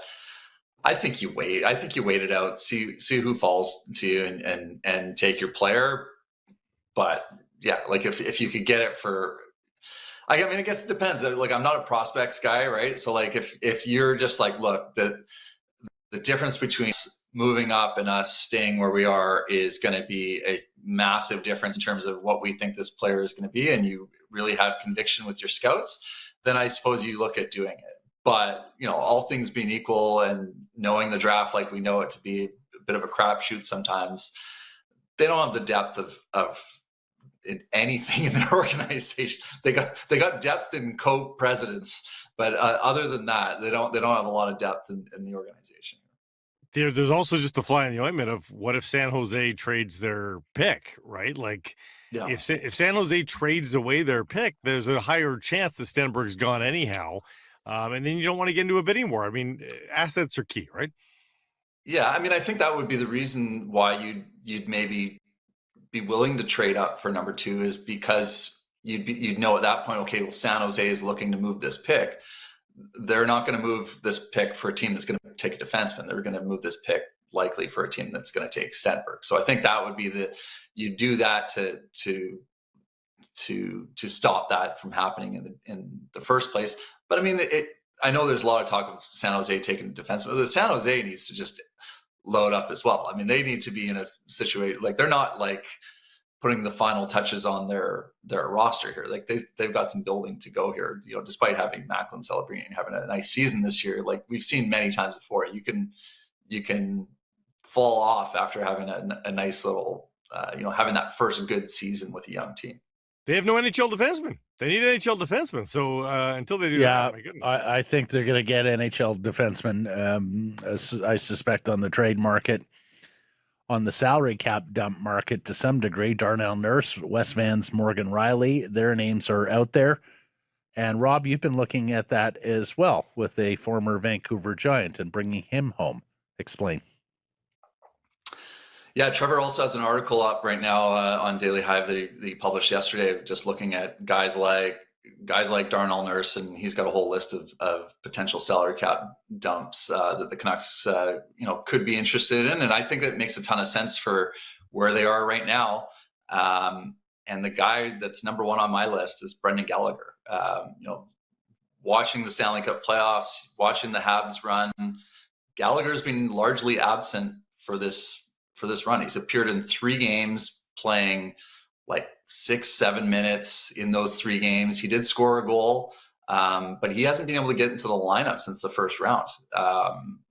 And I think a lot of people are questioning that, but I think the key thing here is if he's not part of their team now and he can't get into the lineup now, like they inserted Joe Veleno, he scored 5 points this season. They inserted him into the lineup ahead of Brendan Gallagher. If he can't get in the lineup now, like what's Montreal going to do with him this offseason? He makes $6.5 million against the cap.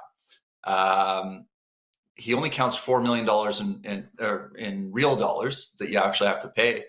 To me, he's a perfect fit for Vancouver. He's born in Edmonton, grew up in Tawasin, former Vancouver Giant. if you're looking to improve the culture of your team, I mean, this guy oozes culture on and off the ice, right? Like I pulled up some quotes about, what his teammates have said about him and through this rebuild in Montreal. And he's just been the consummate professional, always gives his all on the ice. 1 year removed from scoring 20 goals. It's not like he's, there's a world where he can come in and be a pretty productive player for you, I think. But does Montreal bring him back at 6.5? I know they love him in Montreal, but that's got to be a guy that you look to get rid of, and pick up Gallagher, take an asset for doing them a favor, or take a draft pick or something of the like. Either way, though, I think that's an asset to the Vancouver Canucks. You've got cap space, and you need a guy like Brendan Gallagher in your lineup to help show the young guys the way. And of course, their first round pick is not going to be a good one. Maybe you can pry loose that first round pick to give them $6.5 million. No, guys, hold. What?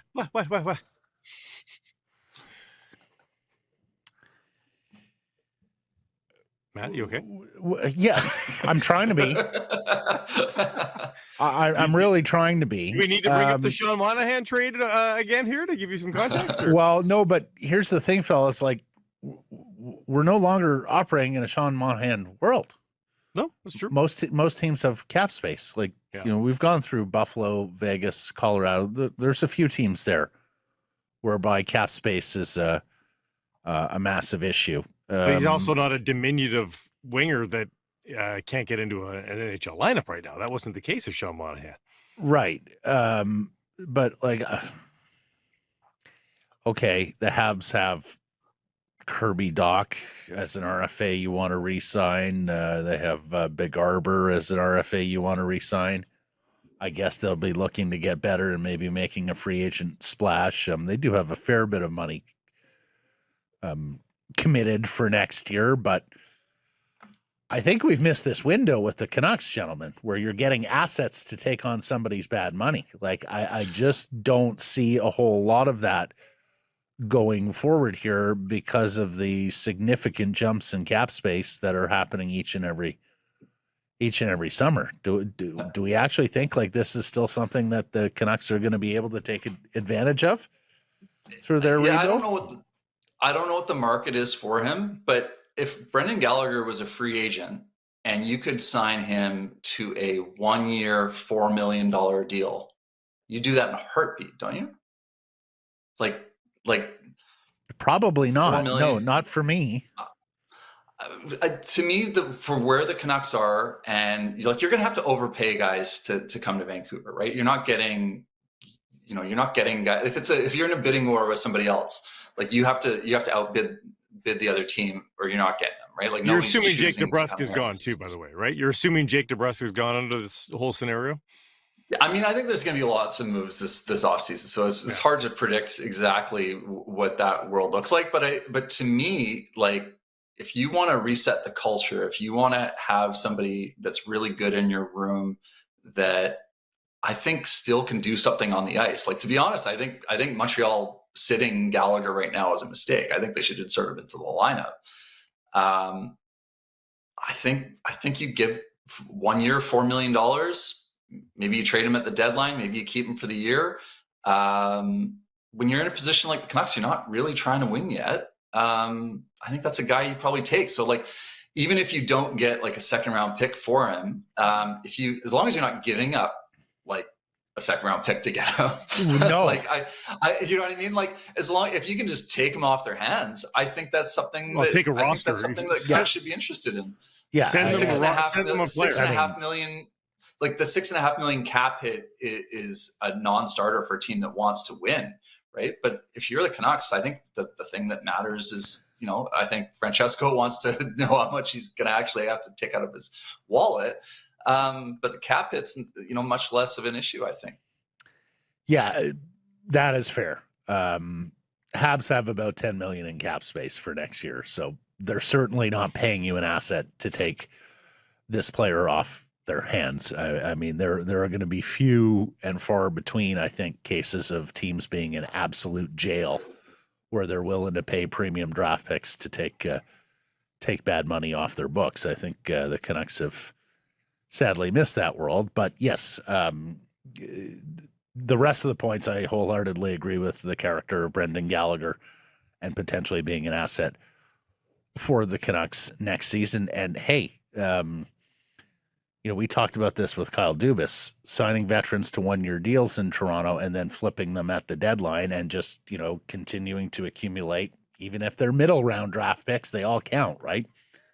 In the end. Rob, I want to turn our attention to the FIFA World Cup and the Fan Fest with that incredible amphitheater they're building out at the PNE. Yep. What's the story there? Yeah. This kind of blew up actually yesterday, and it's been something I've been following for a while now. So the new amphitheater, it's set to open before the World Cup begins. It looks absolutely spectacular. Like it's a open air, but it's got a roof, so you can, you're not going to get rained on. You're in the shade, view of the North Shore Mountains. It's going to be an amazing spot for outdoor concerts going forward. It'll have a capacity of up to 10,000 people. Like this is huge. It's like a really cool addition to the city, I think, and it's playing a major part in the FIFA Fan Fest. And I think there's a lot of confusion out there about the World Cup, about tickets, about Fan Fest, about watch parties, and the official FIFA Fan Fest, I think, is part of it. So it's going to be open for, I think, most days during the World Cup. It's not open on Mondays and Tuesdays, but it's open, weekends, certainly Thursdays, Fridays. And there's going to be concerts, and there's going to be tons of free activations. You can enter the Fan Fest for free, and there's all sorts of stuff that you can do within the Fan Fest. There's television screens that you're going to be able to see for free. There's going to be entertainment that's going to be free. But if you want to go into the amphitheater, there is room for 2,600 people that stand, just general admission standing room. But once that fills up, you can't get in unless you pay for a ticket. And the tickets have been quite expensive. If you want a seat, you're looking at most days over $100 to be able to attend the watch party. So, needless to say, if you're a family of four want to attend the watch party, paying $400 to $500 seems a little bit steep. Plus food, plus parking. Yeah. Of course. Like Blake, if you brought your family to this, like you'd be out like $1,000, right? Like this is crazy. So they're not going to see the inside of it. So I do think it's like the Fan Fest is going to be well worth checking out. I think people should go. I think it's going to be fun, but I think they missed the mark on the ticket prices for the amphitheater, because now look, this gets you concerts, but Taylor Swift's not playing here, right? Like there's some decent names on the list. Motley Crue is playing there. Yeah, like take a look at the schedule. Like there's going to be some acts that people are going to be interested in, but I don't know how many $100 acts there are here. So I'm like, I just feel like they've misread the market here. Are they looking for, you have to be interested in who's playing, and B, really interested who's playing in terms of the concert, and then B, who's interested in playing in terms of the watch party you want to go to. Yeah. By the way, I think Taylor Swift has covered Dr. Feelgood. I think so. It's sort of. I could be wrong on that, but can I ask a question? Well, I'm just out of step with Williams and frankly Price today. Maybe it's my cold. Rob, where are you seeing Taylor Swift for $100? Please, because I would like to know. I spent a fair bit more than that a year ago, December, to send my better half. And my banker called the next day saying, "Is this a correct charge?" Hey, those seats behind the stage were reasonable. Right. Can you even see her documentary for $100? Like if you went to a theater and want to watch the Taylor Swift documentary, I think I saw that in the Daily Hive article. Like the tickets were higher than usual for just even the concert. There are rare concerts under $100, aren't there? Yeah, but I guess it just depends, right? And then so there's other issues with this too. So first of all, the tickets are not selling. Like if you look at the exception is the day of the final. That one looks like it's close to being sold out. Every other game though, like it's not even at 50% capacity. Like there's just tons and tons of open seats when you look at the seating map. So and part of the problem is when the games are, right? So that first Canada match that's being played in Toronto, the game's at noon on a Friday. So like that's also part of the problem here. Like so you're also requiring people that are interested in the concert, that are really interested in these matches, but also don't have to go to work.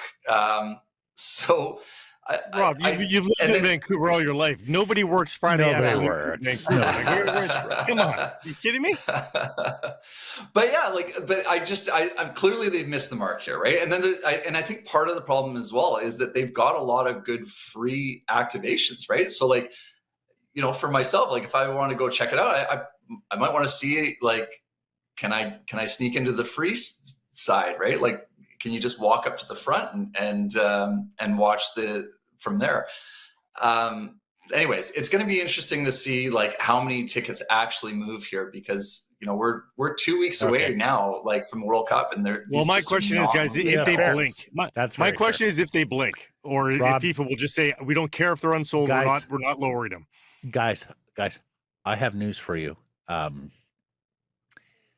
got a text last night from a friend of mine. Do you know anyone who would be interested in my, is it Australia-Turkey tickets? And I said, oh, how much? And he said 620 a piece. And I said, no, I don't actually. I have a feeling you're going to be able to get into the stadium for some of these non-Canada matches on game day at a price that is significantly lower than what you're looking at today. I think I've had that conversation with about 10 to 12 people now. Oh, yeah. No, I hear you. I would like to go to a game just to go for the sake of going to the game, say I experienced a World Cup game. 100% with you. Canada, different story. Those other matches, I would have every reseller app going on the morning of, and I guarantee you some of them will panic. You'll get into that game. It's going to be a game of chicken. And from what I understand, I think there's a lot of internationals that are planning on last second trips too, you know, pricing depending, you know, like that's not what the hotels think though, Blake. Like talking to these guys. People haven't booked. They're going to wait. No. But I mean, the tickets to these matches are, you know, FIFA has the ability to vary the prices. And as we saw the Club World Cup, people were getting in for dirt cheap on game days last year. So and it was still empty stadiums. I do think that we're going to see some of that with these matches, because if you look at the tickets, that the cheapest sections are all sold out, right? Those $200 tickets are completely sold out. $600 is a tougher sell, right? Like, you know, especially if you're not partial to one of the teams. So 100%. Yeah, it's gonna be interesting. The Fan Fest is different though, right? The Fan Fest is put on by the city, not by FIFA. So I don't know that the city has the ability to kind of dial it back, switch things up here. Yeah. Maybe they'll react to the Daily Hive article. Maybe, there you go. Hey, it would not be the first time. Real change. But here. then you just piss off people. But if you lower the prices all of a sudden, the people that have paid full price are going to be livid, right? That's right. Like you can't win. You can't win. Yeah. And then the other problem with this, guys, is that, you know, I love a good watch party, and maybe you pay a little bit of money to go to a really cool watch party, right? But is the watch party going to be really cool if it's 60% empty? No. Exactly. Nope. Is the stadium going to be really cool if it's got tons of empty seats? I do wonder, you know, because FIFA's going to want these games to look full. And I do wonder, Australia, Turkey, New Zealand, Egypt, at least you got Mo Salah there, New Zealand, Belgium. I don't know.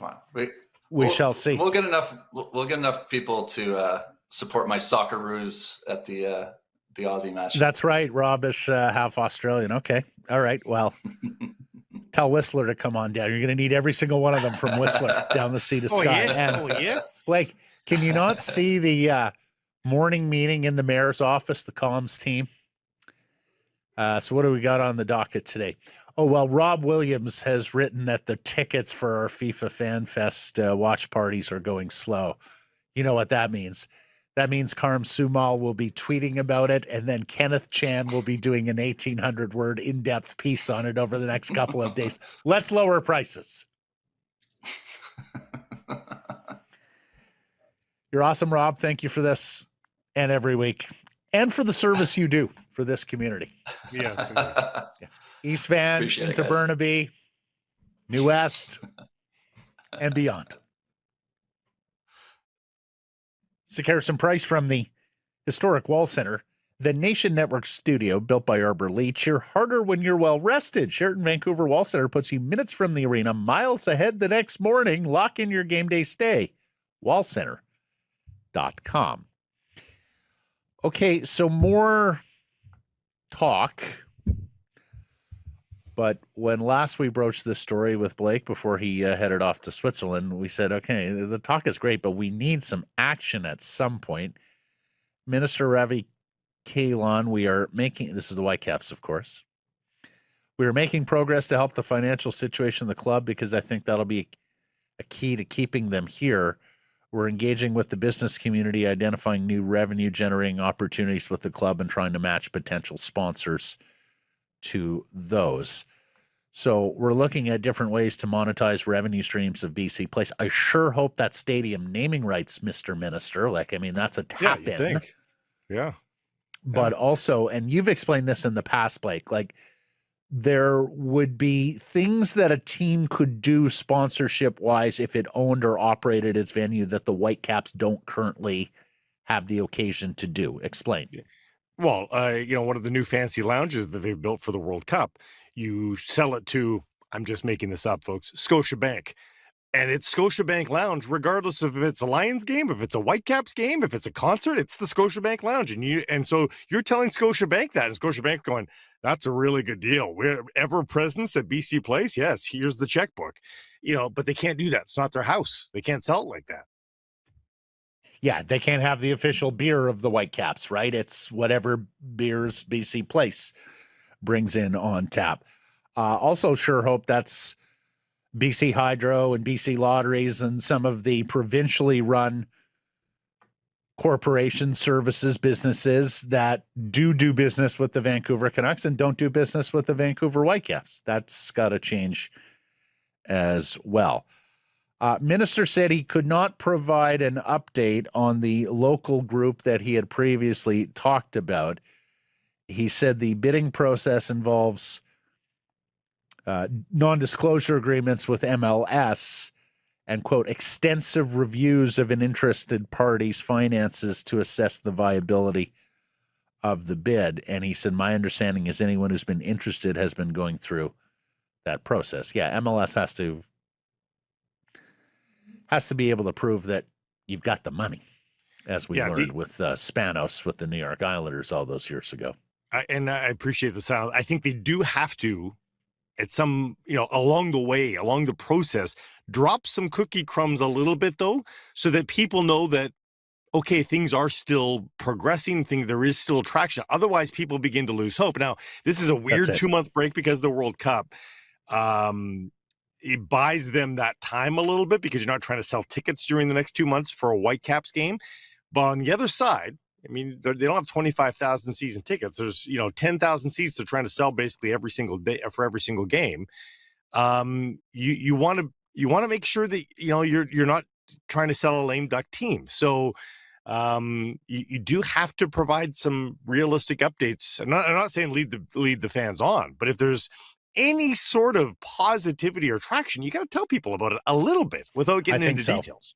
Yeah, I asked this of PJ last week, and he didn't think it was one way or the other, but you've talked in the past about how, losing a team with the World Cup here is quite a bad look. Yeah. But of course, the World Cup also serves as a big soccer distraction, right? Like, I think a lot of people are going to stop paying attention to save the Caps while the World Cup is going on. You think the World Cup hurts or helps the process? My feeling is that it's just it's a cover. It distracts everybody from everything. Mm-hmm. But I think, like, if you're on the Whitecap side of things, or if you're one of the bidders, and yes, I know the NDA thing, like, it behooves you, if there is something good to report, if there is some progress with the world watching, if that becomes it risks getting buried a little bit. But if it's decent enough news, it will catch on, and the whole soccer world is paying attention. It's a good thing. I mean, I've mentioned to the person that we know that knows some people who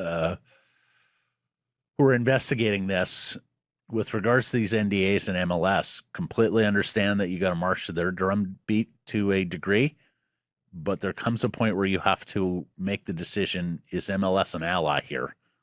Or can we get further ahead by public disclosures, letting ourselves be known in front of the world's media, and of course, needless to say, the groundswell here amongst people in Vancouver on the soil here, terra firmus, right? Yeah. It's going to be interesting to see how the two stories intersect here over the next 2 months. Yeah, a new era of CFL distribution as the league goes digital on Saturdays, including for a couple of playoff games in 2027. New broadcast rights agreement or media rights agreement from the Canadian Football League today. And look, most games remain on cable's TSN, the place that you have always or long found the CFL. That includes Thursday night football in the summer, Friday night football all season long, most of your postseason games, and the Grey Cup. The new part, the interesting part, DAZN has entered the chat with 4 p.m. Pacific time Saturday games throughout the regular season and 2 Saturday playoff games. Remember, we have an expanded postseason next year in the CFL, so more inventory there. DAZN is getting a couple of those games. Bottom line, fans are going to need a DAZN subscription to stream the CFL on Saturday.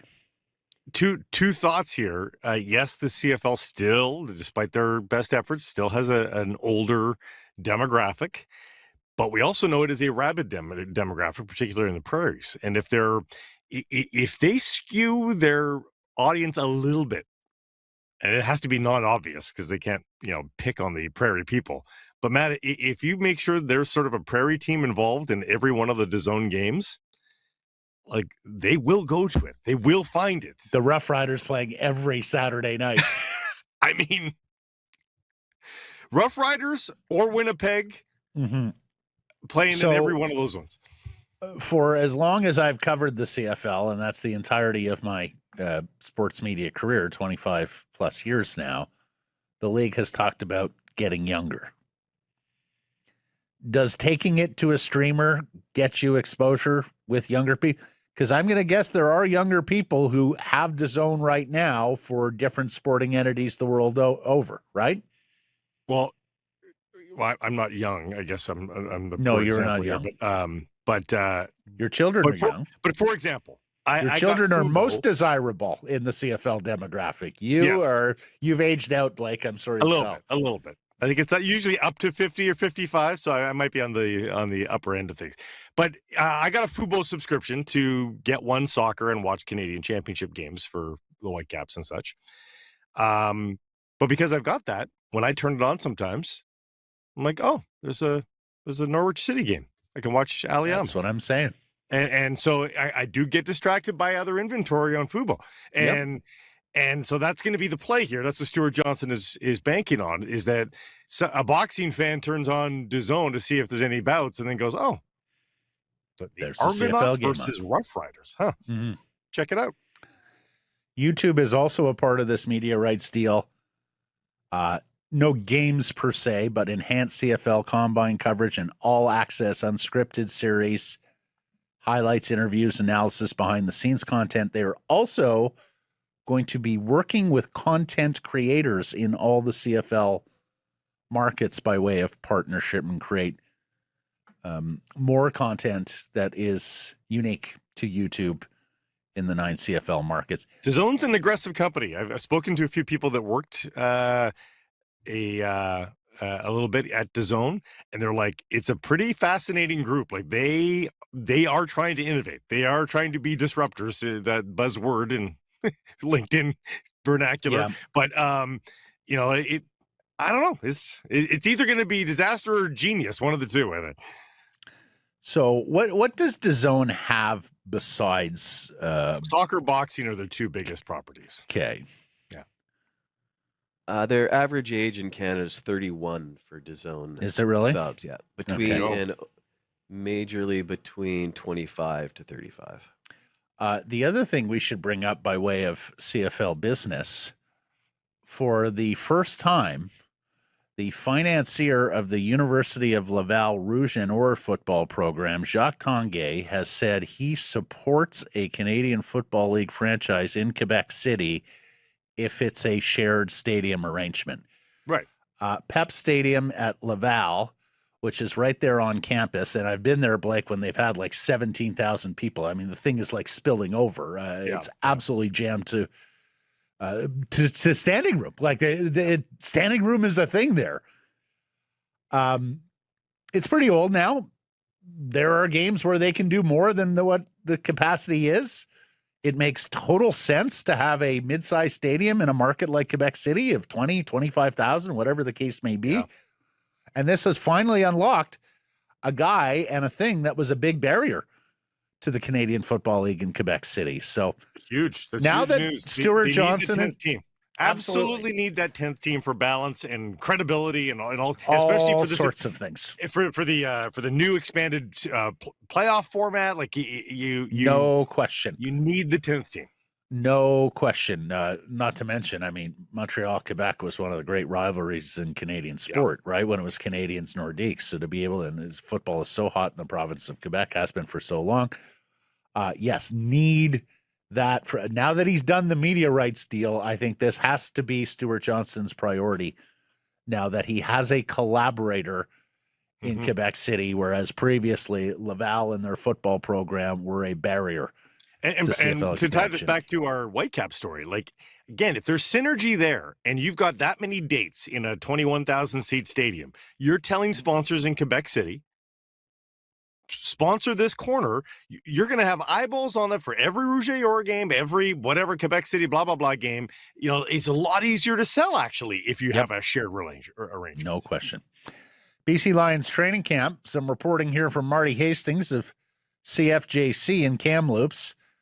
Ryan Rigmaiden shouting the praises of linebacker Raylon Goforth, linebacker Parker McKinnon, nose guard TJ Burke, running back Imani Bailey at training camp. The last practice session of camp wrapped up yesterday night. You've got a walkthrough at Hillside Stadium today in Kamloops, and then that's that. They are on a plane. They are headed to Winnipeg for the second and final preseason game against the Blue Bombers tomorrow. Blake, we mentioned this earlier in the week. How about a high of 33 degrees on May 29th in Winnipeg for a preseason game? Wow. That is going to be a sweaty sideline if the temperature is up in the mid-30s at kickoff. You hope it cools down, for heaven's sakes. Anyways, last chance for all these guys to show they deserve to make the ball club. Seattle Mariners, they beat the Athletics 9-1. They complete the 3-game sweep. And Blake, the M's have sole possession of first place in the AL West for the first time this season. Wow, with that record, how could they not be? Granted, it's a 28-29 record. There are 4 American League teams 500 or better. I mean, Connor McDavid called the Pacific Division a pillow fight. The entire American League is a pillow fight. Yeah. And that's why you feel better if you're a Jays fan, because, okay, Tampa and the Yankees are 2 of the teams that are Well, Yankees having great have seasons. tripped up a better little than- bit though recently. Yeah. Yankees they're coming back to earth. So who knows? But the rest of the league is dog's breakfast. I mean, my goodness. 4 teams out of 15 playing 500 baseball or better. Jays beat the Marlins. They win that series. Once again, busy on the transaction wire. They trade for right-handed relief pitcher Connor Seabold from the Detroit Tigers. And they give up a Vancouver Canadian, lefty Juanmi Vasquez. Heads to the Tigers. Seabold was actually in camp with the Blue Jays. He looked pretty good, but he had an out in his contract that allowed him to pursue other major league opportunities if they tried to send him down. Well, they tried to send him down. He got a chance with the Tigers, 3.45 ERA in 15 2/3 innings. Pretty good. Jays also put Jose Barrios on the 60-day IL, and they are recalling infielder Charles McAdoo to make his major league debut. He's a third baseman, first baseman, second baseman. They got him from the Pirates a couple of years ago at the deadline when they were selling. They traded IKF, Isaiah Kiner-Falefa, to the Pirates for this player who's had a very good year at AAA Buffalo. That was before they brought IKF back, Blake, and he didn't get a big enough lead off third base. You remember in Game 7 of the World Series. Yeah. And how about this from the Nation Network? If you're looking for something to watch before every Blue Jays game where you can get up to the minute stats, lineup info, pitching matchups, breaking news, Nation Network has you covered. Introducing Flight Deck, TNN's new Blue Jays pregame show hosted by committee. Tyler Yaremchuk, Dan Riccio, we know Riccio, Nick Alberga, Cody Gaudreau, Nick and Adam from Blue Jays Today, and that starts today, so you can catch Flight Deck every game day, 1 hour before first pitch, only on the Blue Jays Nation YouTube channel. Seas lose 10-7 last night to Eugene, tied 1 game apiece in their 6-game series at the Nat. Alexei Hernandez continued his scorching ways, another home run. Canadians are back at it today with the first dog day of summer, presented by Charm Pet Food. Nice. What's her dog's name again? The big one? Waffles. Waffles. How would Waffles do around a lot of other dogs at a ballpark? Waffles cares not for other dogs. He doesn't. Oh, really? He's not aggressive with them, but he prefers people. So he'd be far more excited about 5,000 people there. About 5,000 people. Mm-hmm. Yeah. So take your pooch to the ballpark today. Daniel Guerra starts versus a ranked prospect on the Emerald side. Nooner tomorrow. A Pastime Sports card set giveaway on Saturday. A kids jersey giveaway Sunday. You want to get there early for the kids jersey. Promise me. Or I promise you. Saw David Quadrelli there on Tuesday. He got a Mounties pennant. He was very stoked about a Mounties pennant, Blake. He showed me where in his house he was going to put that Mounties pennant. There are so many cool giveaways this year at Nat Bailey Stadium, celebrating 75 years. So 1 p.m. first pitch tomorrow, Saturday, Sunday, but the gates open at noon. Get your tickets, 604-872-5232 or CanadiansBaseball.com. Tennis. World number 1 Yannick Sinner goes down to world number 54 Juan Manuel Cerundolo. And look at this, huh? It is the first time that a world number 1 has gone down in the opening rounds of the French Open since Andre Agassi 26 years ago. That's crazy. It's a 30-match win streak that comes to an end for Sinner. And he was quite affected by the heat, apparently. There was intense heat there in Paris, and you could tell it was wearing on him there. Oh, boy. And no Alcaraz, so like the field is wide open now at the Blake, French not Open. only no Alcaraz, there are 11 seeded players on the men's side of the draw that are out. Numbers 1, 6, 7, 9, 12, 16, 17, 20, 23, 29, and 30. Felix is on court as we record this. He's doing fine right now. He's in there. Get a great second set. 6-love second set, so let's hope he stays alive. Blake, this is a path paved with gold. It is. This is a Vegas Golden Knights runway for Felix, okay? A path Don't- d'or, if you will. It's the French Open. C'est ça. Ouais. And it's Felix being from Montreal, too. So it's une avenue d'or. Let's hope Une he can ride that. promenade d'or.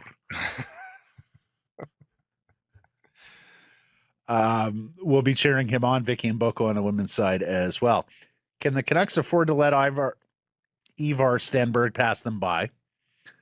90% said no.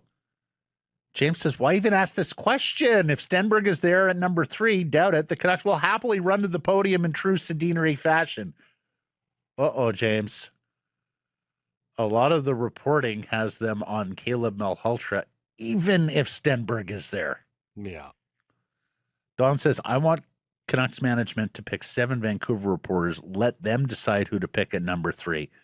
If they get it wrong, they can't blame anyone but themselves. There you go. Let us be the GM. I agree. Wholeheartedly. And Don, where do I sign up? Yeah. Happily. Because here's the thing, Don. We mentioned this earlier in the week.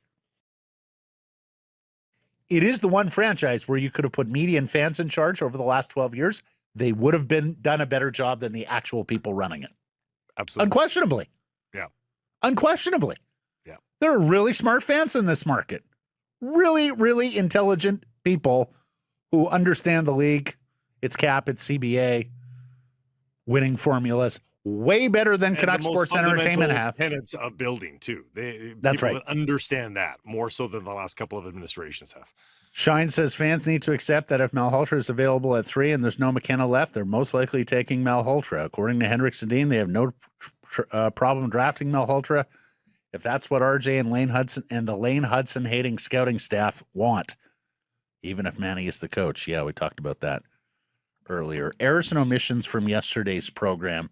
We talked about Alejandro Kirk's timeline for return. So by putting him on the 60-day IL, the earliest he could come back is June 3rd. They're hoping to send him on a rehab assignment on June 5th. Well, that's not the end of the world. So it wasn't going to affect his timeline for return. Thanks for joining us, everybody. Appreciate you spending some time connecting with the program. Please do subscribe to all our assorted channels, YouTube, and wherever you get your podcasts. Follow on social, X, Insta, Facebook, TikTok, YouTube, Blue Sky Live, many of those platforms, noon Pacific time weekdays. And, of course, please do support the community sponsors you hear us talking about. Keep it local.